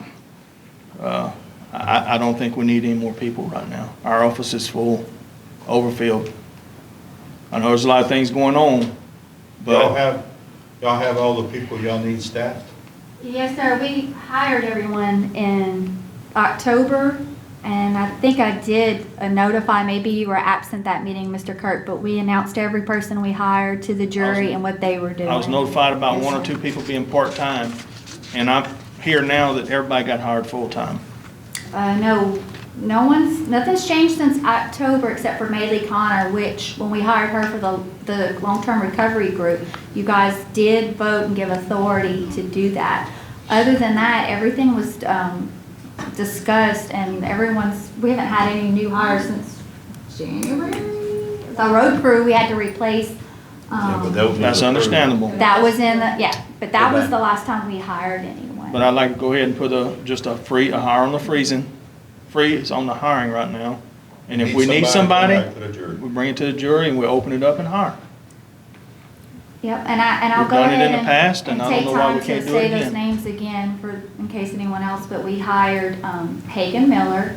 He handles all disaster-related accounting functions, and he essentially replaced my position in the accounting department because when I was appointed to administrator, Kayla moved up to parish treasurer. That left a vacant spot in the accounting department. We hired Wendy Harrington to do all insurance and property management, which is disaster related. With Daryl's passing, that's what he was handling. So we hired her to take on that and the leases. And then we added Casey McDaniel Haney to the EOC office, and she is the one that's handling all private property debris removal. That's something that's not new to disaster recovery. If you remember, for Hurricanes Rita and Ike, they hired Debbie Billings to do that. And they actually had Casey Mack hired too to help her. That's a pretty big job for one person. The other person that we hired was Jolie Boudreau. She was hired in the permitting department to help with permitting. That's how Kara got hired after Hurricanes Rita. We normally only had one permitting tech. We hired another one to assist with all the permitting for disaster recovery. We didn't want anybody sitting waiting on us to give them electricity. The only other hire that you would kind of look, we did some transitioning. So Wesley Kibido was in Road and Bridge as an assistant road and bridge superintendent. We moved him into permitting to help with inspections, so that opened up a spot, which was filled by, at the time, Courtney Aber. She has since resigned, and instead of hiring a new person to replace her, we pulled Bethany, who was a permitting tech, into Road and Bridge to fill that position. So we actually eliminated one of those new hires that were for disaster recovery. But that's the extent of all new hires except for the road crew, which were replacing people who had retired already. And Emily can go through those names if you want to hear who the new hires are. Go ahead, Emily. I'd like to have a list of everybody we've hired and everybody's job description in the office. Okay, I can give it to you today. In the Creo Cameron area, we hired Troy Miller and we hired Tony Terrio. Johnson Bayou, we hired Richard Keefe. And that's it. Richard Keefe was hired to replace retiring foreman, Tony. And then the two that you hired in Cameron Creo was to replace a foreman, which was with Mr. Gregory Wolf's passing. And the other one was to replace Mikey, who quit right before the storm, Mikey Lejeune. So we didn't really add any new positions. We just kind of replaced people there, vacant positions that we hadn't filled yet, that we didn't feel like we needed to fill until the disaster happened. I know a lot of positions, as people had left, we give extra tasks on other people. They got compensated for all this. Yes, sir.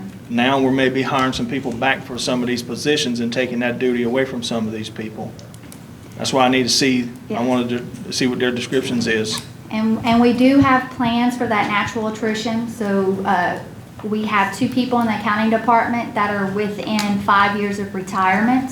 So as the disaster recovery accounting functions slow down, they're also being cross-trained to fill those positions right now. So that will take care of itself in the accounting department. And we've already done that with permitting. We've already cut that staff back down to pre-disaster. So we are doing our best to solve these the overstaffing, what may seem overstaffing now, in 5 years, as people retire, we won't replace them. This is very similar to what we did after hurricanes. So I'd like to move it forward to the voters meeting. It's not on Have a there. problem with putting a hiring freeze in place? No, sir, sure don't. Okay. The police jury years ago, we always had a hiring freeze. We had to go into a meeting, open it up, hire somebody, and put the hiring freeze back. Yep. Okay. Yeah, we can So certainly that's do not a that. problem. That's the motion y'all want? And, I lost my thoughts. I do have one other thing, though. I did get a message just a while ago. Cleaning these ditches. I was understanding 3 or 4 months ago, we had 3 contractors. I was told we only have 1 contractor.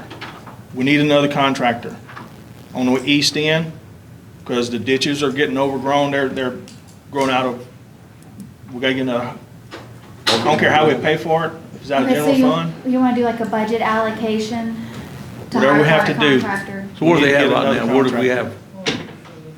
have, where's everybody at right now? We got 3 quotes is what we did, and we went with the lowest bidder, and we hired them, and go ahead, Lynn, you want to go from that? So where are they at now? We have 3 crews going, or it's a chalk? No, we have, we only hired 1 contractor. He's still cleaning on Parish Line Road. That road is really long, so it takes a little while on there. The Cameron area in Creo, they have started cleaning some of the ditches. They're getting ready to get back on that. We had pulled them off there a little bit. They had done some work on the beach and stuff like that, and they're getting ready to start trying to cut the grass. They've already made a pass on Trostler Road. And we've done that in some of the areas where the roads are not as bad. They have started bush hogging a little bit. Let's see, Trostler Road, we did where they, we hired somebody to come in and they overlaid the portions that were tore up. They're doing the last one today. Yes, today's the last one. Holly Beach, the Johnson Bayou crew's been working in Johnson Bayou opening and trying to clean some of the ditches all week. We have probably another week there, just on cleaning the culverts out there. Little Schneer Road, if everything goes all right, they're supposed to have the guardrails up next week, so we're hoping that they'll open that bridge back up. They did the approaches already with the blacktop. Sherry has been our pothole patcher. We had gotten it running. It was doing real good. We had to change a couple parts, so we had to come stop. But he's actually patching in the Grashnear area, and he's going to be coming towards Cameron area when he's done.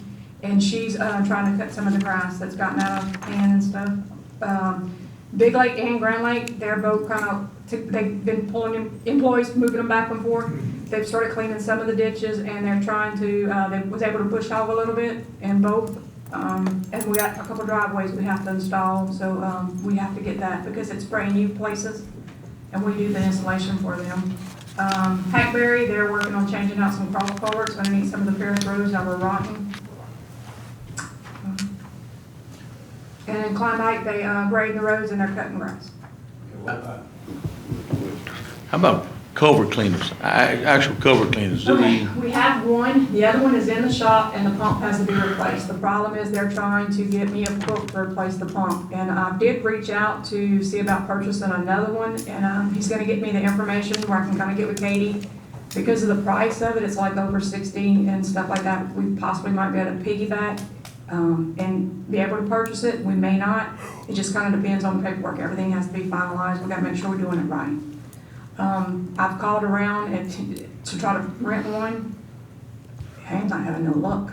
I bet Donald will find something. He might. I mean, I'm willing, But hey. anyway, culverts, man, we need We need to look at hiring somebody to come in, contractors or something, put a bid out there to clean all these covers, 'cause we don't have enough people to do. Actually, we didn't clean half the coverage after Ike. No, we didn't. Honestly, we didn't. I think all they did, they blew out a little bit in some of the areas and stuff. They cleaned the ditches, but they didn't even blow out the culverts because we were down with one culvert cleaner at the time, and we were trying to bring that one all over, and that's what's going on right now. I had to pull it.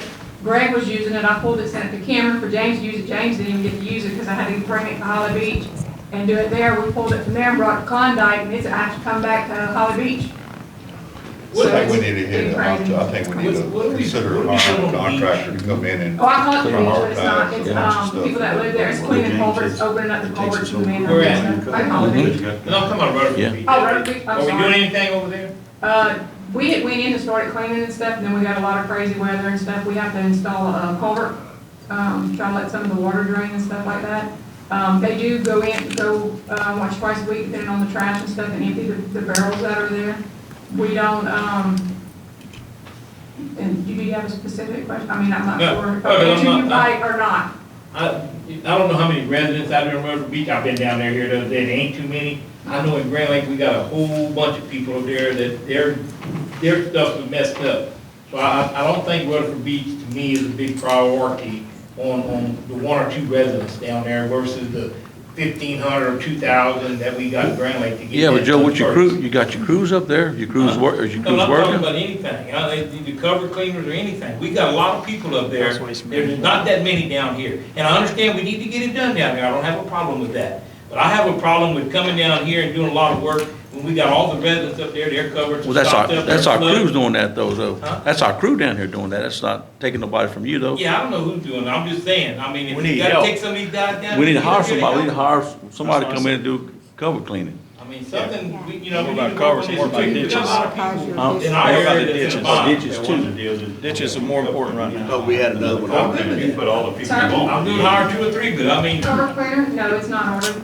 But, Maybe we ought to get another. well, that's what, I've Need two got of 'em. with, well, actually, they have one that came in, but I'm getting the paperwork to get with Katie to see if we can piggyback and see if it's legal or, you know, make sure everything's done right, because the price, you can't just jump up and order it. It has to be a bid item. Yeah, we can spend millions and millions of dollars on these terracing and stuff. How come we can't get a few thousand for a cover cleaner?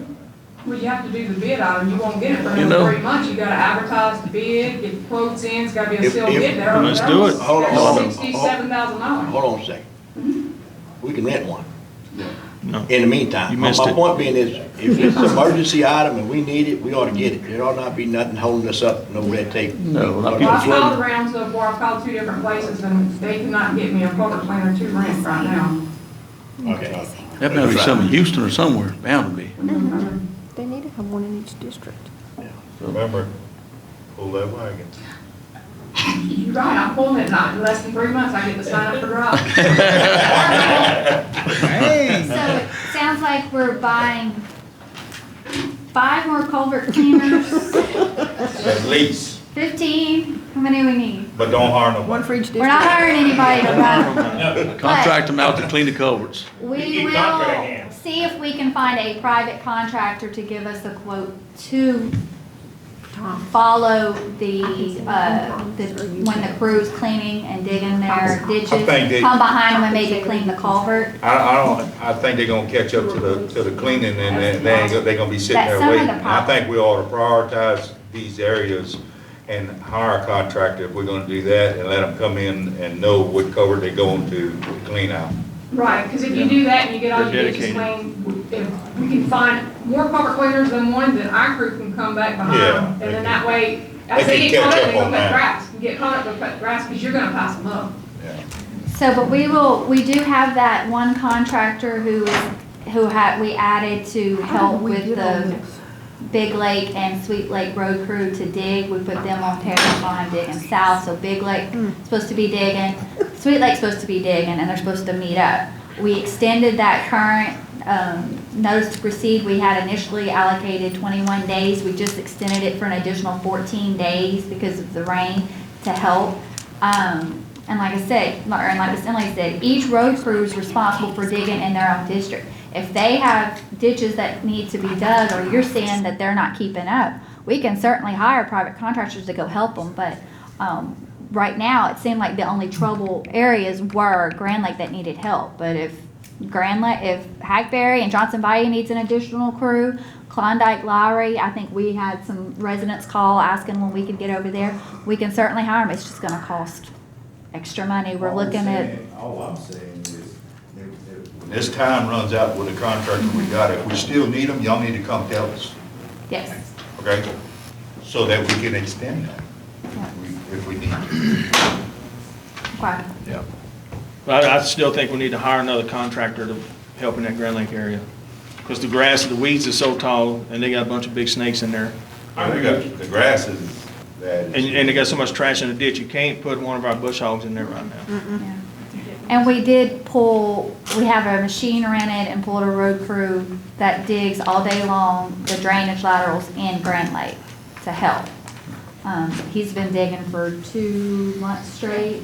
But if we can't get the water to the lateral, it doesn't do no good to dig the lateral. I say get y'all some help, get See some contractors. Parish-wide people over there.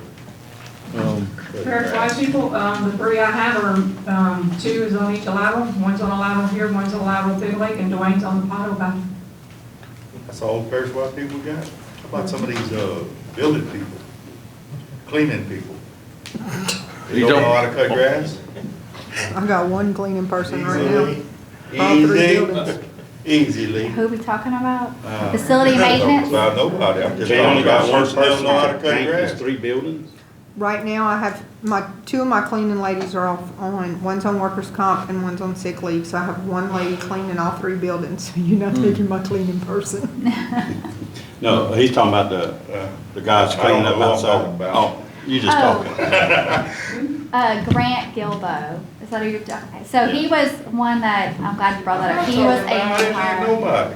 No, but he was hired, I forgot to mention him a while ago. We hired him, if you recall, we had like LJ Saltzman and Jerry Furs, back when we had a lot of buildings to take care of. When they retired, we didn't replace them. Well, now that we have 4 buildings running, we hired Grant Gilbo to do our facility maintenance for all 4 buildings.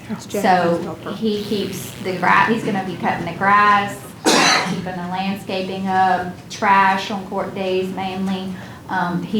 We're gonna try to use him to do all of that. And James Gaspard is still the point of contact for all the generators and maintenance. Now, Monty Pierce was assisting James with all the facility maintenance parish-wide, but we actually had to pull him because he's been rebuilding all of the boat launches, doing all the special projects, him and Rainey Thomas. Yeah, one of my things is, and I've been griping since I've been here, like, this is our parish building, when people come here, like it to look nice. Now, they did clean up since the last time I've been here underneath, but, you know, spider webs, all that, I mean, if we gotta pull some road crew to come pressure wash one week, we need to get it done. That's what that's our facility maintenance, that's what he's gonna do, is pressure wash and everything. You know, when you look, you down the 2 people in the bar, in the, Yeah, we're not pulling Yes, road crew. Well, look, Emily and Shane, you know, y'all been dealing with it, and y'all know up in the Grand Lake area. I mean, get together, see what we need. We need to hire another crew, or what we need. Let's do something and get this going and get them people. Because, I mean, we got a lot of, and Shane's, I've called Shane several times during the week, people calling and. I'm gonna say there's less than 5 roads that need to be cleaned between Grand Lake, Big Lake, Sweet Lake. I mean, it's just, everybody put everything in the ditch, because that's what we told them, you know, I mean. And now the ditch is. Every road, except for maybe 5, needs to be cleaned. Bruce Ford's Water on the north end don't need to be cleaned, and we bush hogged it, you know, I mean, it's just, it's. I thought that Series was gonna have that clean for us. No, sir. And they didn't go back and take. It's not in the contract. I'll tell you what they did at my house, when they picked my stuff up, that little bitty stuff that they left everybody else, guess where they put it? In the road ditch. Asked me if I was bad when I got back, because I'm the one that's gotta make sure it gets clean. And it's still sitting there. I pulled out the bigger ones and hauled to the dump, but some of that small stuff, I can't get in there and get it. Is that not in the contract? Is that It not in is. the contract? They were gonna clean once they finished picking up the trash? We were told. They were supposed to put it Yeah. back to pre-storm condition. Where is the I see debris Tom. removal people? Maybe you They could gone? look at it for us? Well, who's picking up, what's the debris removal trucks in the area for? Wouldn't it be the state? Does anybody know? So we don't have nobody left? Nobody's And all gone. the shoulders got fixed that was tore up, and the No. road got No, fixed no, up that was tore up? And that's why I'm bringing this question up. If it's in the contract, we need to identify it, and then we can go from there. So if we can get our people to get with Tom, maybe read the contract and make sure that what our legal issues can be with this and move forward, because we're gonna, well, I said this before, I said the road crews ain't up picking it up. Because I said they ain't gonna pick it up, they never pick it up. They leave the smaller stuff, and once the grass grows, you can't see half of it. No, sir, because Cameron Telephone's actually gotta come back and bury some lines that they threw on top of the ground on some of our parish roads, because they didn't bury them. They're supposed to come out next week and bury them, because we can't already chop them with the bush hog. I agree with you. They gotta, I mean, I don't know, the contractor can be forced to come back and clean this up, and fix these holes and fix these shoulders. But we got a road though in Sweet Lake, weren't they required to fix that road? Sweet Lake Camp Road? Yeah, it's tore up. Sweet Lake Camp Road? I don't know how that's gonna work, because it was going to the permanent debris state. Who's responsible for that road to get there? Who's responsible for that? Who's responsible? The debris people or the dump site? They didn't do a, what you call it on the road? All I'm saying is the holes are there. Nobody did a surety And bond I've on the already, road? I've talked with the one on Sweet Lake Camp, and he knows he has to fix that back. He asked, when I talked your to surety him, bond should have been done. that we not make him fix it until he's done. That way he's not fixing it and then having to refix it. So I mean, he's going to fix it. I've gotten with him already. Yeah, the dump site guy. But they're not done. I mean, he still has issues, he still has stuff he has to do there. I'm just saying, we need to make So, sure it's safe. Yeah. If a car hits that and loses control, we're gonna be liable. No, we did have some issues in the past, and every time we've called an accident, he's actually come out or got somebody. Okay. Lee brought up an idea a while ago about having a ride around. I think that's a good idea. I think we should, each juror in his district should ride around with somebody from the road bridge crew and identify, get a list made.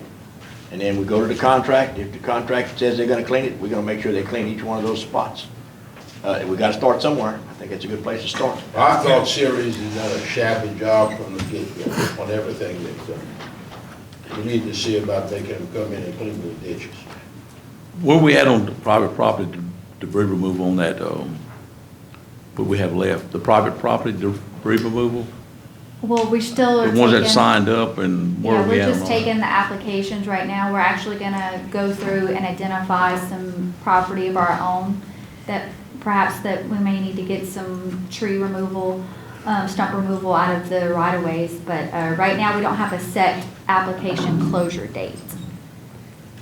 Casey, you got a different?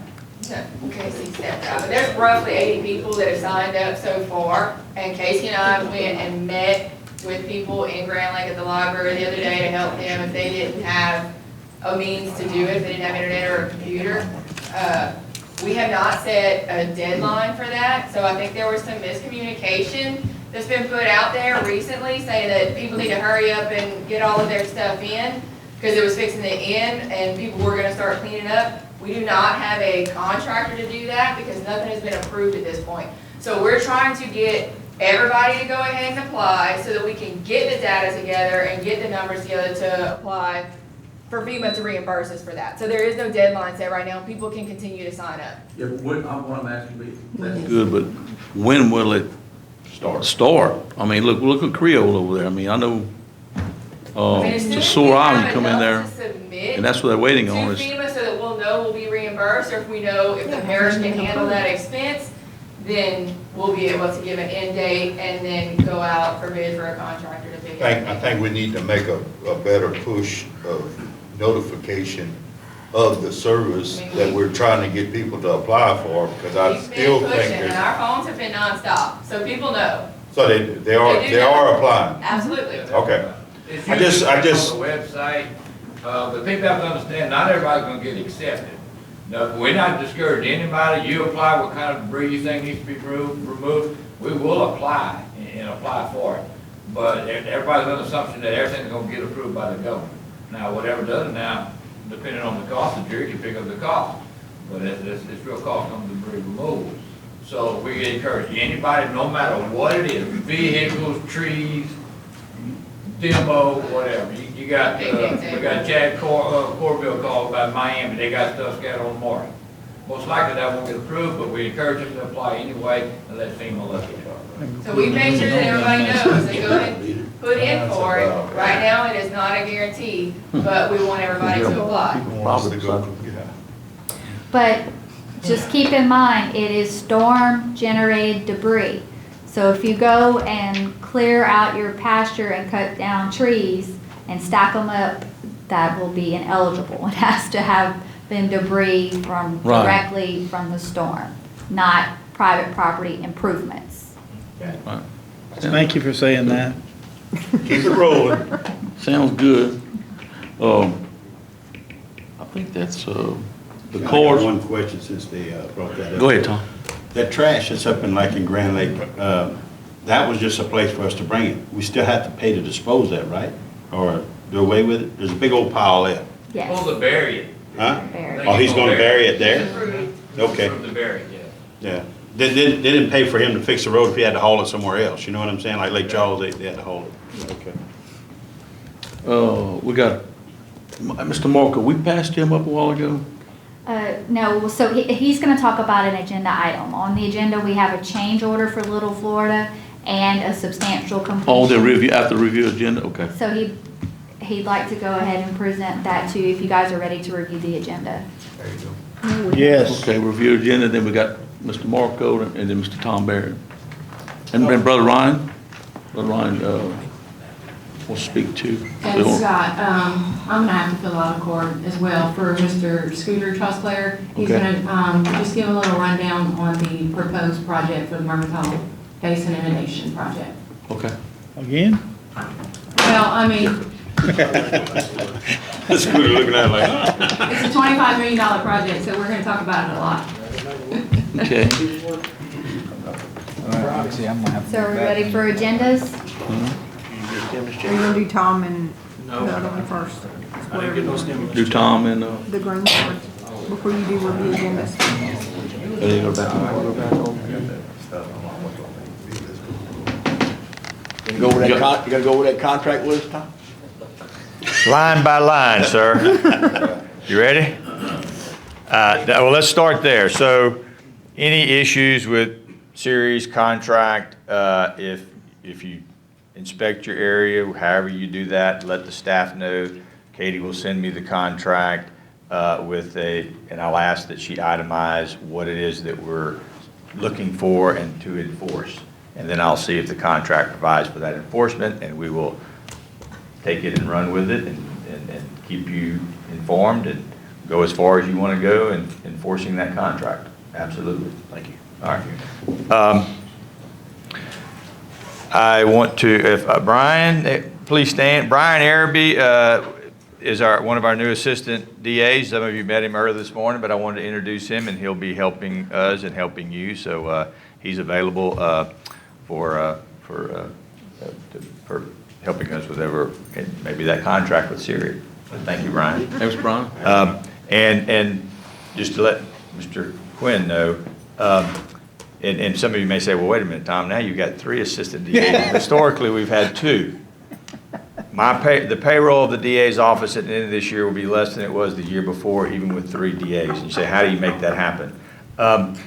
We historically have had 2 full-time assistants.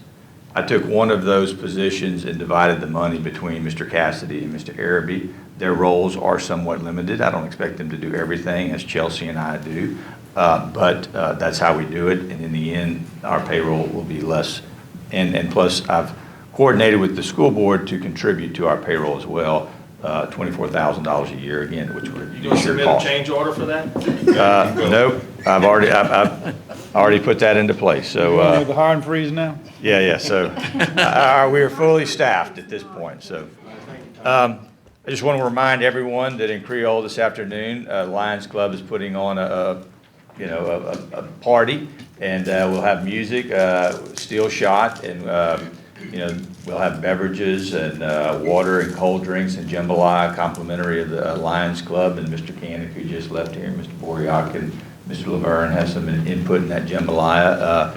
If adult beverages, if you'd like that, bring that yourself. We're not selling any beer. It's just a celebration of, hurricane recovery and trying to get the community back to normal, so to speak. So we're happy to promote that this evening. Everyone's invited. The last thing I want to talk to you about is I have a contract with DOTD that we don't need approval just yet, and it won't be on or we put it on the agenda. We can add it on. So let's add it on, and I'll ask for your approval subject to legal's review. They're making some improvements or replacing a bridge on 384. Emily, is that it? Yes, sir. East of 27, I guess going towards the back of 384 towards Grangerville. And they want to detour property onto our parish road, and so there's a contract for that. Why I'm bringing this to you is there's a provision in here that says in the event of a dispute, we've got to go have that dispute in East Baton Rouge Parish is a venue clause. It's typical in a lot of contracts, they pick the venue or the location where you resolve your disputes. My policy is that we don't, whether it's you, a board, the school board, whoever it is, we don't agree to venue selection. We don't want to go fight battles in East Baton Rouge or wherever else someone chooses us to fight our battles. If there's a contract that we're a part of and we have disputes, such as hopefully I wasn't around for the Siri contract, but hopefully there's not a venue selection clause there. But if there is, we want to have that litigation in Cameron Parish. DOTD is kicked back and their attorney says, no, well, that's the way we do things and we require everybody to come to East Baton Rouge to resolve our legal differences. With your permission, I want to push back on DOTD and say, no, that's not how we do it. You want to use our roads and you mess them up and you don't resolve the matter according to the contract and our expectations and our specifications, then we had to litigate. We're going to litigate in Cameron Parish. So I'd like to. That's right. Okay, all right, I just needed your blessing. All right, that's all I have, unless y'all have any questions or issues. And now, everybody get ready and take a deep breath, go to the bathroom, come back. Mr. Boryak's going to have the. Maybe Marco first. Come on, I'm going to get everybody else, yeah. Mr. Marco? Thank you, Tom. No respect. Mr. Chair, right quick before, I need to run back to work, blow my phone up. Okay. Couple things. One is, we need to add on Thomas Cox to the rec board this evening, put him on. One of the members moved out of parish and they resigned. So it'd be an add-on just to put Thomas as on the rec board. And a little update, the boat launch is like 99.9% complete in. Just gotta wait for them to put the rock in for the parking lot, so maybe that boat launch will be open here shortly. Oh, good. A lot of people asking about it. Where? Right there on the road. What time frame you think? I know it ain't up to you, but. Could be a week, could be 2 weeks, could be 2 months. 2 months? Yeah. I mean, they pressed us to get it up. We got it down, waiting on the dirt contractor, the rock contractor. But the ramp's in. The ramp's in. So, hopefully the locals can use the boat launch shortly. Okay. But I'll keep y'all up to date on that part. Won't build it before. All right. Ryan, I'm sorry, I'll talk to you later. We'll record it for you. You ain't got no tape. Give us Marco. Good, thank y'all. Appreciate y'all letting me go in front of Ryan. So Marco Gonzalez with Volkert. It's been a while since I've actually come and spoken to y'all, but in the meantime, what we're really coming to talk to you about today is the conclusion, pretty much, of all the Go Mesa Coastal Restoration Project. So I know many of y'all have kept up with it in your communities, stuff. So we've just finished up the Little Florida portion of it. So just a real fast recap of it. We started off with Rutherford Beach, finished that one. And we're going to, Nicholas is going to show y'all a couple pictures that y'all have in front of you. You can see the final product. Then we moved over to Long Beach, and then we started over at Little Florida. And then we were fortunate enough at Little Florida where we were doing a little summation of the amounts of money that were spent, and we had some extra additional money in there. So we were able to add a couple of breakwaters in there, which is one of the change orders for $633,050. So that was good. You know, towards the end of it, we wanted to make sure we had enough money when everything got bid out and everything, and so we were able to get you a couple extra breakwaters in there as well. So we actually have a change order for $85,330, which is the second change order for Little Florida, which is the balancing of the rock used versus not used, all the materials, like we've had for the other projects as well. So everything has come in well within the Go Mesa budget, which has been great. I think we've the exhaustion of the funds of it has been great. That you got as much bang for your bucks as we could squeeze in there. So Nicholas is going to go through real quick the pictures and stuff that y'all have in front of you, so you can kind of see. And some of them will actually start showing you some of the benefits and stuff that have also been coming in from the rocks already. Even in Little Florida, which we just recently finished the project. So it's kind of exciting to see that. So I'll let him go through that and then we'll just recap it up. Thank you. I'll be brief because I know everybody wants to hear Ryan speak. This is a long road that we've been on. We started actually with Ryan back in September. September of 2017, and here we are today, almost 4 years later. Rutherford Beach, this was taken on September 20th, right after construction, but also after Hurricane Laura, I think Delta as well. I don't remember the landing date, but you can see those breakwaters held up pretty well, and they're actually holding up pretty well here today. If you look at that second picture, slide, that was on March 6th on the beach sweep, and there's a peninsula of land that's going out towards those breakwaters. That's from all the sheet flow coming from the north, flowing out. That water hits the breakwater and all that sediment stops right there. It's a very dynamic system. That peninsula isn't there today, but you can see it further off to the east. It's building out over there. So working as designed. Third slide, Long Beach was constructed, this was our closeout on November 11th. There's two 1,500-foot breakwaters there. You flip to the next slide, this was in February, just a few months later. Again, all that sheet flow coming from the north stopped at the breakwaters, and you could walk to them now. Again, functioning as designed to stop shoreline erosion, and we get in an extra 200 feet of land there. Last one, Little Florida. 5 breakwaters with an original design on the west side of that Stingray pipeline. That change order Marco talked about earlier was the 2 on the east side.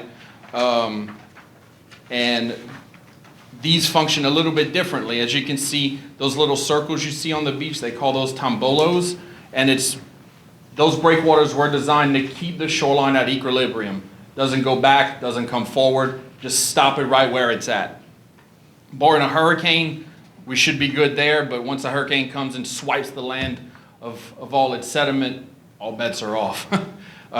That's why those breakwaters you see 800 feet out don't work anymore. Hurricane Rita came, swiped your beach of everything you had, and they didn't function well anymore. Want to bring up something earlier. Scooter brought up needing shovel-ready products. When y'all did the engineering and design, or when y'all had us perform the engineering and design, it was a $35 to $40 million project, and that is all shovel-ready. We tried for capital outlay funds. We currently have Louisiana Watershed Initiative outstanding just to get more funding, because this project is about 25% of what is permitted. So it is ready to go. As soon as we get money, we can send out a bid and build some more breakwaters. Any questions? I got one comment. Yes, sir. I got a chance to go out there and watch y'all build a breakwaters. Y'all got it going on, man. That's a heck of a project to watch. I encourage anybody when they're doing it to watch. It's amazing to watch them do it. It is. The equipment they got. We did. Our contractor in Little Florida told us on Wednesday to find him some projects that aren't in the Gulf. They got beat up out there, but they did a great job.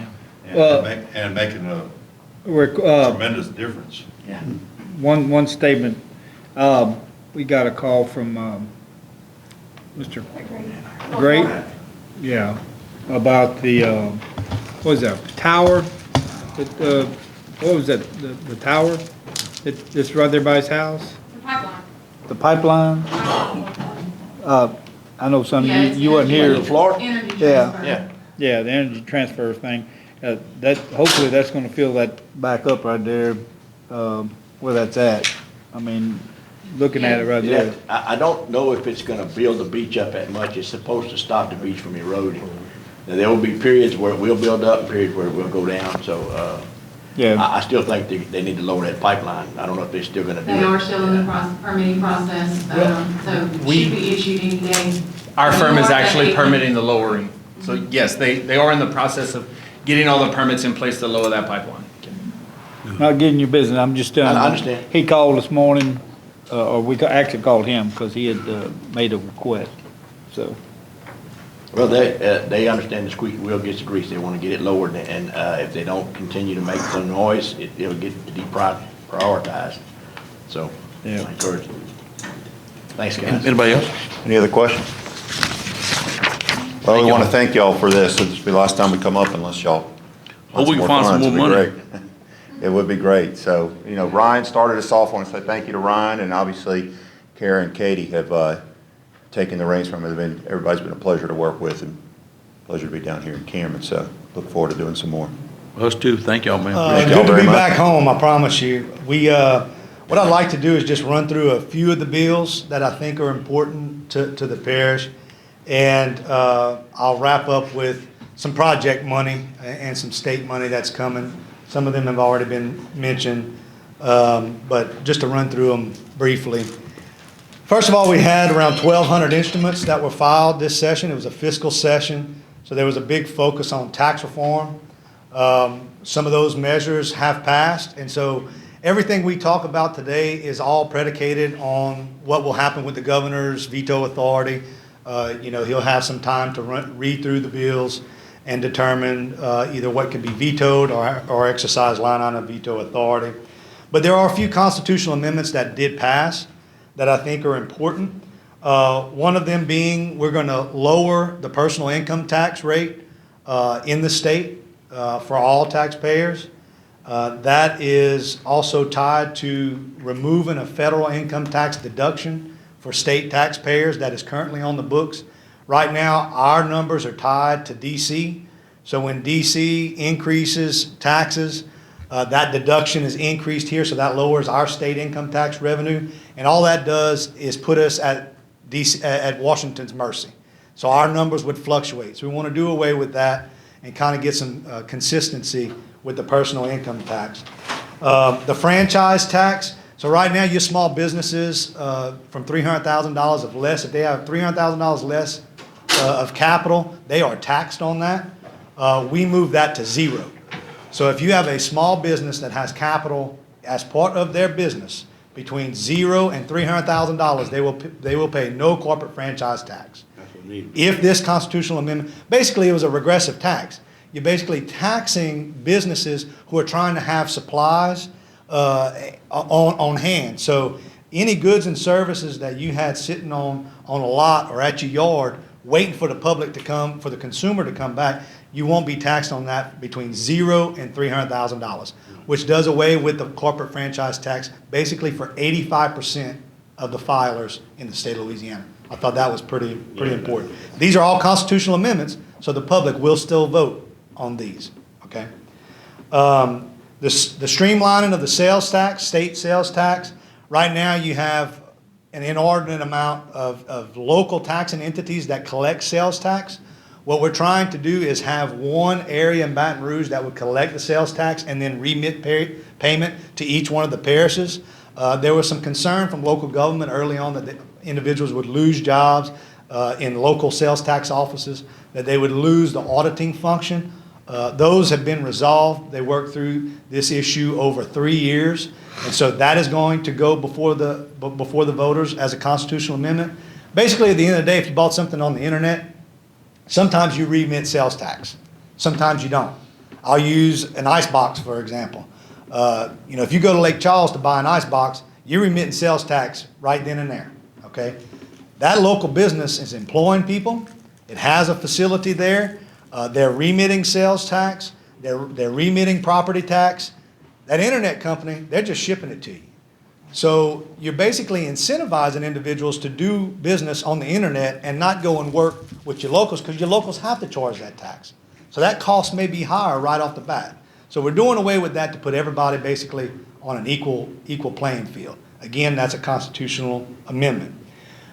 We heard a lot early on after the storm about insurance reform, okay? How homeowners insurance reform. We had a few instruments that made it through the process, and we'll see how that goes. I don't think that we should be at risk of some of them getting vetoed, but you never know. Representative Farnham and I co-authored a bill that right now some federal courts can establish a court master, which would take a number of potential litigations or claims that are going back and forth, and that federal court judge can establish a master to run through those on a more expedited, in a more expedited fashion. What this bill will do will allow district courts. It will allow Judge Richard, if she so chooses, to establish a master and have those individuals come here in Cameron, where you reside, as opposed to potentially being in Shreveport, Lafayette, even if you had to go to Lake Charles. So it's providing the same authority to the district courts as some of the federal jurisdictions have But the today. insurance companies ain't liking that. Well, there's more. Another bill that was passed by Representative Furman, which is who I brought him up before. He was an insurance adjuster and an agent in a previous life.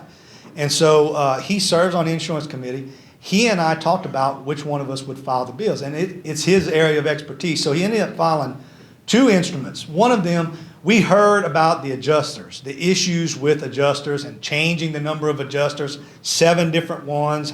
This one doesn't have any information that the previous one had.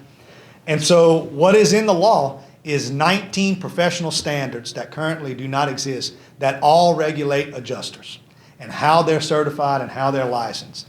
So that's going to be probably a work in progress, to be frank. But again, it's highlighting some of the issues and some of the concerns that we heard from a lot of the residents about adjusters. His other bill references how depreciation is calculated on behalf of the policyholder. Not only that, also including in the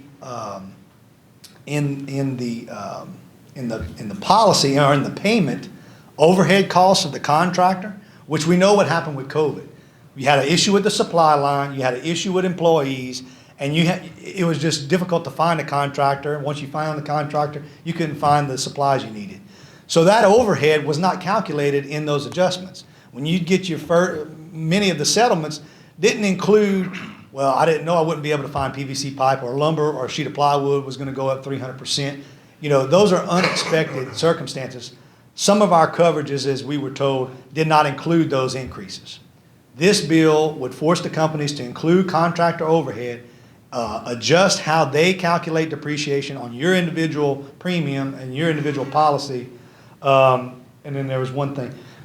The insurance company can no longer force a certain contractor or engineer on you or a vendor, let's say. So now there should be a little more latitude with the policyholder to get that quote from the person that they trust in the area versus having the insurance company saying, here's what it is based off of our calculations. I think I hit on all of the insurance. The last one. Representative Guyman from Moss Bluff filed a bill that increases the penalty to the insurance company after you receive your initial report and you agree within 30 days, if they have not compensated you, right now it was a $10,000 fine when the bill was first filed. I think it's currently $500 or $1,000. Tom may know. When it left the House, that penalty was $10,000. So if you have the final report that you agree on and you don't receive payment in 30 days, it would have been a $10,000 fine. That has been reduced after the Senate committee down to $2,500, which is still an increase from what it was before. So when you look at all three of the specific insurance policy changes, and you couple that with Representative Farnham and I's bill to allow for a Cameron local district court master, I think it's probably not fixing all the problems we had. There's no doubt. But you also don't want to upset the market, so that was always in part of the testimony. In my discussions with some of the industry folks, the threat that premiums were going to go up, by some of these law changes, I said, well, that's not going to work with me because my premium went up in November. I received my last payment in the end of October, early November, and my premium, when my policy renewed, it increased already. Yeah. Before any new law was changed. So that's still moving on. Infrastructure-wise, there were proposals to pass new sales tax on gas and vehicles. All of those ideas were scrapped because they didn't have support, as you could imagine, in this day and time. So what we did was we took $300 million of currently existing sales tax on vehicle purchases, and we moved that from the state general fund and DOTD's budget and shifted that over to the Transportation Trust Fund, which the only approved uses of those dollars are construction for roads and bridges and final design. That's it. Should've No been like that all salaries, along. no retirement, sir. Should have been like that all along. That's what we paid the tax for. So the trust fund was put in place a few years ago, and it hasn't been utilized as much as it should. This will be a direct investment, and just for our benefit, the I-10 bridge in Lake Charles is the #1 listed project to be funded out of this new pot of money. So that $300 million could go up. It's going to start off at 30% of that fund being moved over. Next year it'll be 60%. So we'll have a significant amount of money to start constructing projects, not paying towards retirement or any other services for the department. That's going to construction in the trust fund. The teachers received an $800 a year pay raise, again, which is not a lot, but it's something. Support staff would get $400. That's going to be about $80 million this year, all combined for the entire state. Federal unemployment, just yesterday, we have been working throughout the session to end the federal employment subsidy. I mean, you hear from a lot of your businesses that they can't get their people to come back to work. And so what we did was we worked with the governor's office. There was a proposal to increase the established weekly unemployment, to increase that by $28 a week. And it would go from $250 to $278 a week. The trigger for that increase was approved on the premise that the governor would forego the federal unemployment checks. So at the point in time where the governor declines or halts the federal subsidy, that $300 a week that's currently on the books, the $28 increase would happen in Louisiana. We thought that was a fair enough trade-off. Any questions on those bills or any bills? Yes, sir. I applaud you on your work on the insurance bills that you're pushing, but there was some discussion on reviewing the insurance commissioner's authority. Was anything done to give him more ability to deal with insurance companies in crisis? So there were some objections and disagreements between whose authority it really was, who had who actually could make the final call on basically what period was in effect at what time. The only thing that ended up passing for the insurance commissioner's authority was basically centered around health emergencies, not natural disaster emergencies. I think what you'll find when you go back through the statutes, he has quite a bit of flexibility. The commissioner has quite a bit of flexibility to assist. So there was no significant, in my opinion, there was no significant instrument that enhanced that. Him assisting anything would be good. In discussion with him, is that he didn't have the authority to bring litigation or to legally stop or push or force things to happen. Sort of like having a guard dog with no teeth. So if he's the insurance commissioner, he should have some authority. So that's why I'm asking that question. I heard they were addressing that session. He has some authorities on timing of payment and review of potential payments. He also has authority when it comes to complaints, which that needs to be, I mean, we're starting hurricane season again, okay? And so we've asked the department to do a better job of communicating that to the public, that if the residents and the policyholders aren't contacting his office to let them know that they're having issues, what he told us was that causes a problem and they can assist if someone contacts them. I said, well, I mean, no offense, but I'm a rep myself and I didn't even know that I was supposed to contact the agency. We can't force that. That's not on the policyholder. That's on your agency. If there's 6 risk adjusters and they all making $200,000 a year in the department, somebody can come and visit with the public. They can send an employee here, just so you know, and the residents know what their options are. He waited 6 months before he ever come out and said, hey, y'all need to contact us. Really? Smart man. Anyway, I applaud you again on the insurance. Keep up the work, but it's not finished. It's not finished, and I agree. Small steps, but steps in the right direction nonetheless. We'll get down to the money. coming, you know, I think that most of the people who supported $1 million in priority 5. So the 125,000 will allow us to begin engineering and design. You can hire your architect, you can start developing your plans and specs, getting your concepts of where you want it to go, what you want in that facility, so forth and so on. I think you'll have some input into what you want to see in that facility. The state, the Ways and Means Committee, when we've looked at HB2, you're not going to see a lot of splash pads and rec centers, community centers, museum funding, butterfly exhibits. A lot of those things were scrapped for roads, bridges, and critical features like this, water systems. And so this project previously was known as the Grand Lake Recreation Center, okay? And now it's morphed into the Cameron Emergency Operations Center, okay? We'll take it. The Cameron Ferry, but all of the funding, the $22.5 million in state dollars, made it into the bill again. That $2.5 million that we previously had is still there. The other $20 million is sitting in P5, waiting in priority 5 in the bill, waiting for the bid package to be ready. So all we'd have to do is move that money to the bond commission at the point in time where it's ready to go to bid.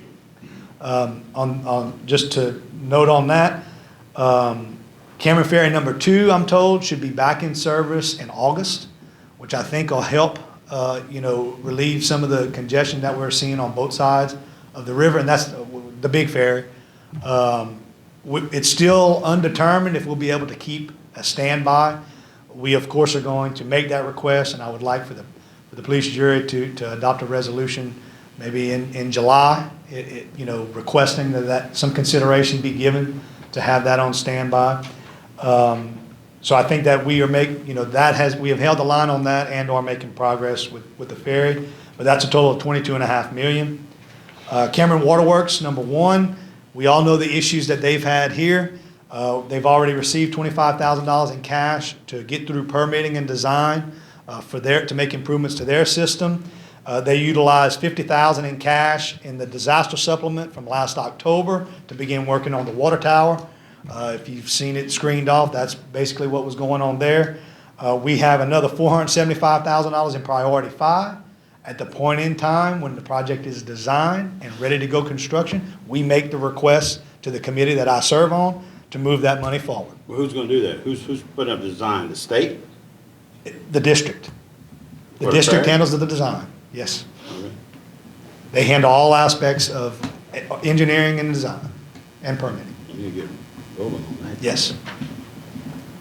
The Southwest Coastal Study was appropriated $3 million in the CPRA's budget. That goes, as you may recall, that's the 3 parishes, Cameron, Calcasieu, and Vermilion. It's yet to be determined what those funds are going to go towards, but we were fortunate enough to receive that $3 million appropriation. That was actually in the bill. We had, as you know, in the southwest portion of the state, we had some entities that had unmet needs. So direct needs not met by FEMA or by your insurance payments.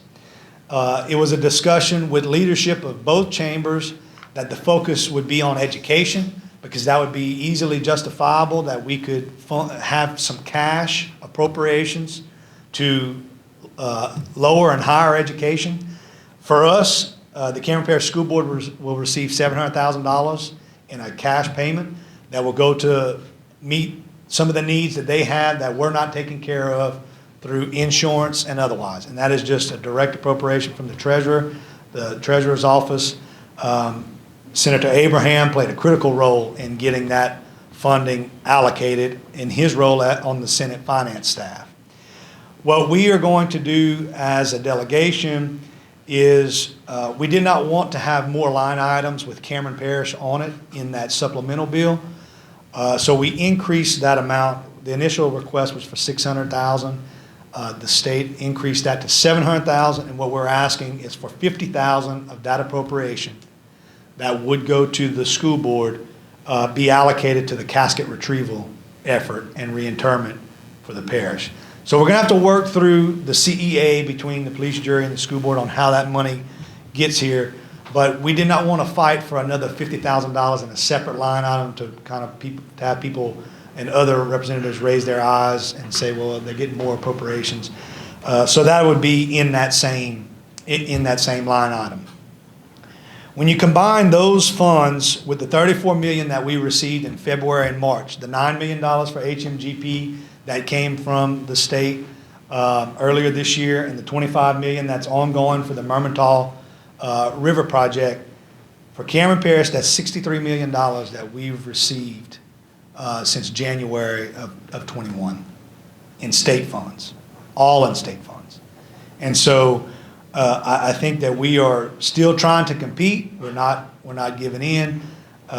We're gonna keep fighting. And at the same time, we also fully funded LGAP to $10 million and community water enrichment to $10 million, which the parish gets around $120,000 a year, and that could be spread out to your priorities. You select those projects.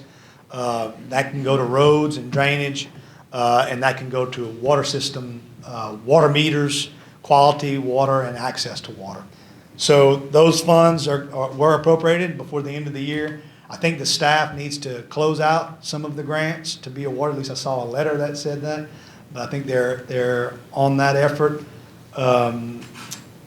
I think that we're in a pretty good position, and I'll entertain any questions. I want to go back to the first thing you said. You said, you're going to take our sales tax and send it to Baton Rouge, and they're going to send it back to us? We don't have. That's BS. So the issue is, well, number one, we don't have it anyway. I know that. But the issue has been when it's considered remote sellers, okay? So all internet sales there's a Supreme Court case in North Dakota, and I can get into all the particulars. Some companies were not remitting sales tax. You know I was jerking your chain, right? No, it's okay. Okay. No, but now you got me going. Let's get, I'm you want me to sorry, stop? Al. You want me to stop? I'll stop. It's basically going to put our local businesses on a level playing field with a lot of the internet, sales. One question, shoreline protection, any more monies in the works for that? So I think what we're going to do is, there are some federal earmark appropriations that your staff has been working on with Senator Cassidy's office and with the PCOR group. I think those are working themselves through the process. I've monitored them from a state perspective. The CPRA bragged on the shoreline protection projects in House Natural Resource Committee this year. They used the Cameron Shoreline Project, both at Rockefeller and Rutherford Beach. They showed photos of Rockefeller, Rutherford, and Long Beach. And they showed the photo of construction ended in November, and 3 weeks later already having silt right behind the rocks. So the CPRA did a full, 180 from fighting us initially on the shoreline projects to now it's in their annual plan presentation to everyone across the state, highlighting what we've been able to accomplish.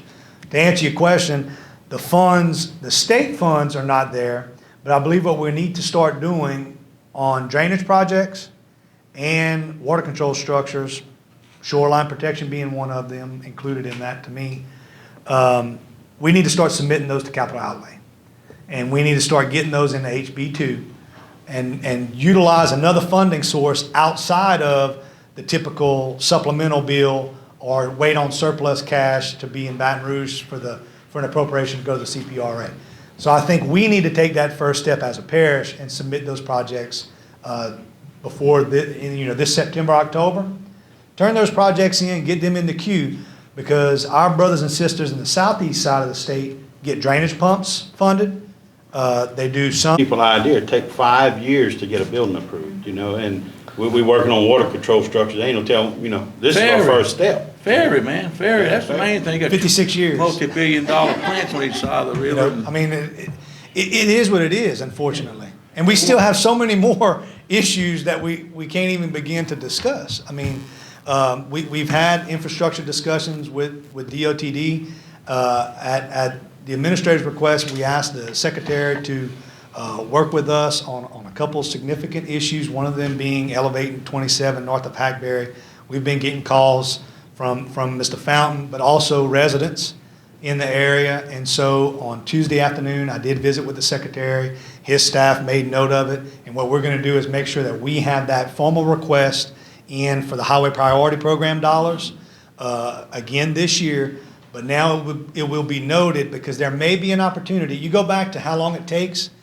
Sometimes I may come back to you and say, guys, if y'all could appropriate $25,000 to get a stage 0 DOTD feasibility study done, we'll have the department ready to start design. Otherwise, we're waiting on the department to continue moving that process forward, okay? So my goal is for us to stay in open communication, which I think we've done a decent job of trying to piece together all these different funding sources. And it may be one bite of the apple at a time, but if we can expedite the whole project by you funding a feasibility study, even though that's not what you want to do, and you take almost gotta have that $100,000, to get anything done. you could dredge a lot of laterals with $100,000, well, some places. But, so it's hard to justify that to the public, but if you don't do that initial step, then we're just putting ourselves behind the 8 ball. Because all these other parishes that have dedicated sales tax for coastal projects, that's what they're doing. They're designing and permitting all their projects, and they're going to Baton Rouge and saying, here's my permit, it's shovel ready, and I'll put up a 25% match to get the rest of your money. You know, and it's working for them. So we're going to have to continue to be creative. Yeah, that cost of living, that raise, you said it was for teachers? That's a cost of living raise? That is not a cost of living raise, Okay. that's a salary. That's all I wanted to find out. It is a salary raise. So since I've been there, that's the second raise that we've given in 3 years. Still not a lot, but it's an improvement. I told my wife if she didn't want it, she don't have to take it. One last question, just to make sure that everybody on the same page. You said the ferry be back in August, that is 2021, right? Well, I was hoping that you didn't clarify that, but Well. yes, they told me 2021. Okay. How about going out for bids after that meeting we had the other day about bids and going out for? That meeting is still pending on the potential privatization for the operations. But the bids and design for the new ferry, I think we were told January of '22, they should be putting that out for bid, and that'd be about a 12 to 14 month. They had some hiccups within the department, as you can about imagine. So, and I think that's it. Yeah, Brother Ron? Thank you, brother. Thank you, Ron, appreciate it. Look, Katie, I got a couple of things I was thinking about while we was up here. Caskets, because Ron has maybe mentioned something about caskets, and so since I asked about the money, if I get a little bit of money to get these people to fly, has anybody flew over since? No? Well, the casket retrieval, the Attorney General's office, they are still doing their operation. But we had asked for a separate allocation from the police jury to hire a private company to do an operation. And that got tabled, so no, that didn't happen. No, I know we tabled it here, but has anybody, do you know if anybody went flying over to check for them caskets, or? Ryan Cedarman with the Attorney General's office said that they had contracted a private company to fly drones. You know And if that's they what did or they not? were doing. No, I don't have an update from him. It's been a few months. Now, I bet they at haven't the done time we submitted, when you guys tabled it, we submitted the request through Representative Ryan's office, and he made sure that it was in the bill. So now that we have an additional funding source, we can go out and hire that private contractor to do that. Because, I mean. The longer we go, that debris is getting covered with that fresh Yeah. vegetation. I've seen that this morning. Oh, yeah. I mean, it's gonna be harder and harder to find the caskets. I mean, what's left out there? I mean, So we have those contractors ready. We'll start negotiating a professional service contract with them and let them fly over, and police jury will fund it pending reimbursement from state allocation. okay. Another thing I got, Jeff Davis, I know that, I guess they're not responsible for these generators losing fuel and not being fueled up and power going out, and is Jeff Davis responsible, I wonder, or if is the contractor responsible, or?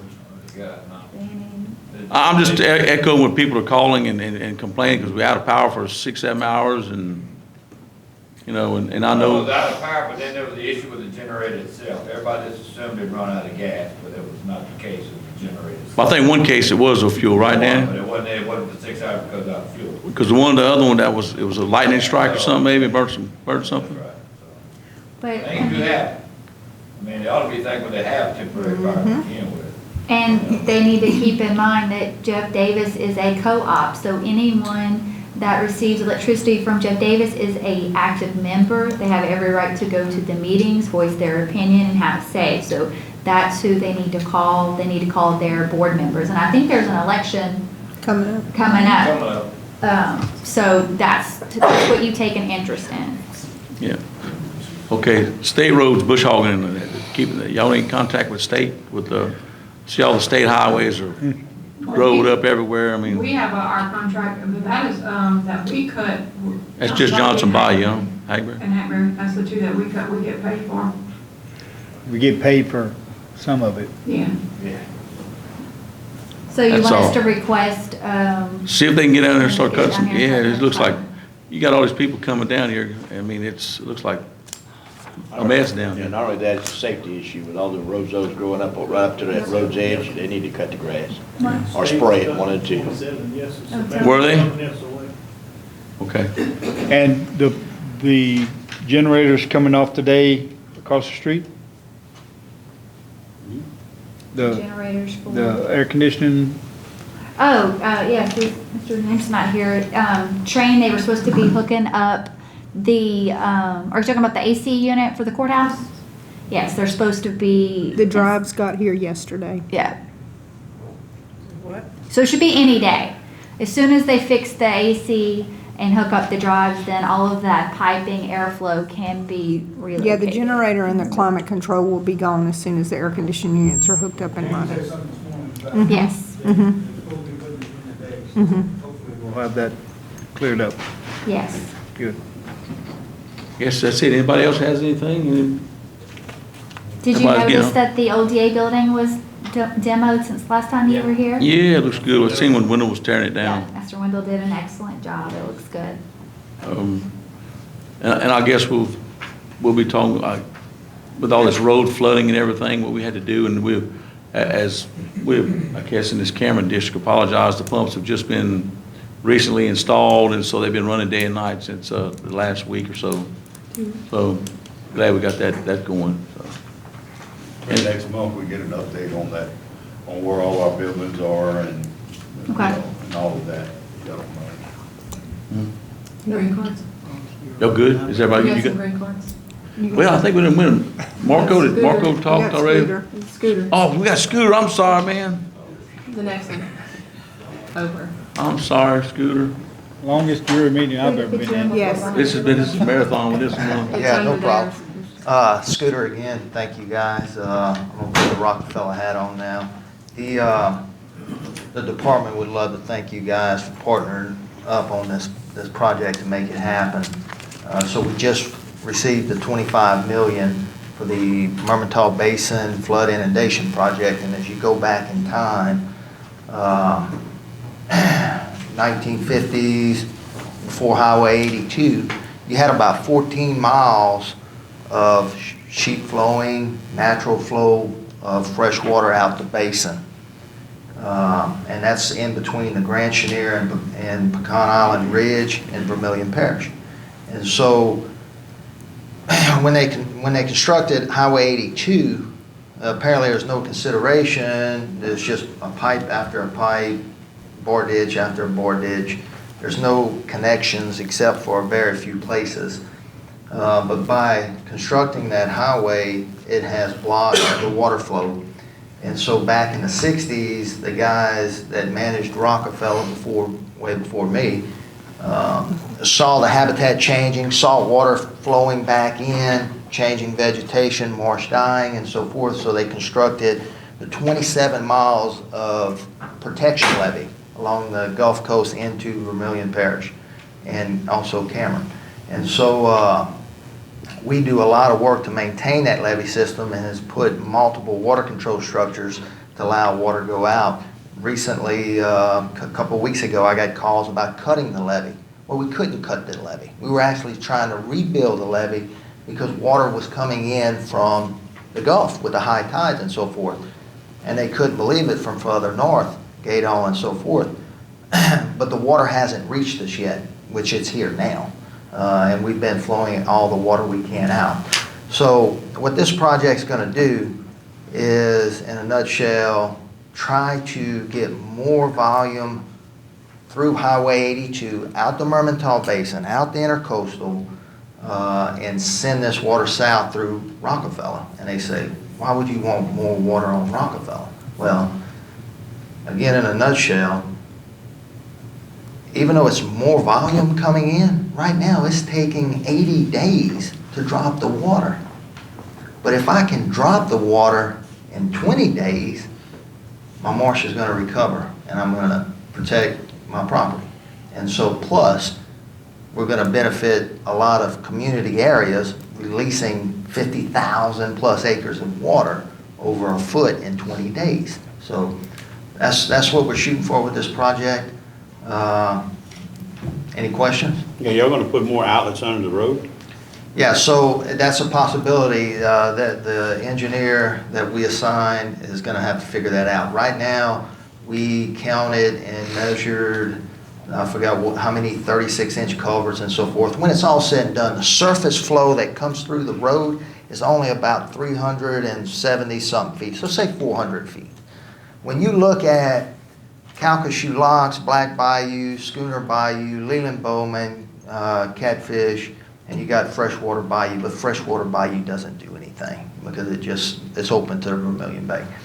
But when you look at all those areas or outlets, you're only looking at about 600, 500 surface feet, okay? When you look at Rockefeller, the outlets it has kind of totals up to around 900 feet. So there's a lot of potential to flow more water out to the Gulf. So they're gonna have to figure out on Highway 82, can we connect these bar ditches? Because right now, the only way the water can actually flow south, it has to flood. It has to sheet flow above the marsh. So we're gonna look and see if we can connect all these areas right now. If that's gonna help. If not, yes, we would have to add additional borings or cuts in the road to allow more volume to accommodate. So also Rockefeller had decided that, or Wildlife and Fisheries had decided and approved us to proceed with the permit for the water control structures. We spent $10,000 something prior to knowing this project was gonna happen or not, because we said, let's get this big part done so we can have the permit and then we can modify things to this permit. So we actually received the permit, I think, last week. So y'all gonna be working with the engineers Yes, we're gonna have to. There's no doubt. This thing's gotta happen quick. So I'm planning to donate a tremendous amount of time to sit down with these guys and get this project going, because they're gonna have to submit something 6 months. Sure. And this is massive. This is a massive project. So yes, we have a lot of work to do. Also, we have a lot of credibility and so forth on the line with this because the way we got this money. So this is a project, I think it's been going on for about, first time I had submitted, it was about 5 or 6 years ago. Hasn't had much leverage of political support, even with the flooding events until now. And so here it is, we gotta make sure this thing works. Good deal. Good deal. Thanks, Scooter. Thanks, Scooter. Thanks, Scooter. Thank you. And that's that's agenda item 15. Anybody else? Got time for a break? Yeah, also just on item 16, we have a change order for Kings Bayou Water Control Structure. It's only for a time extension to allow 30 days. It's not gonna take a full 30 days to complete it. The initial completion date was June 8th, but with all the rain we've been having, so they'll probably be completed, I would say, probably 2 weeks or so. Everybody good? Everybody ready for the break? Mr. Scott, I have a couple of add-ons. Okay. Grand Lake Recreation District Number 5, Don Swallow resign, appoint Thomas Cox. Ambulance Service District Number 2, Ronnie Doucette resigned, appoint Lenora Griffin. President authority to sign, intergovernmental agreement once it's approved through legal for the detour project for the bridge, the Louisiana 3 to 4 Canal Bridge. Also, last month when Jeff Davis came in, they talked about the KV 230. They're asking for a resolution of support from us for the KV 230. So that's on there, as well as the implementing of the hiring freeze. Okay. Sounds good. Good we got. Sounds good. Well, anything else? One more time. No, it's lunch. Being adjourned, let's go eat.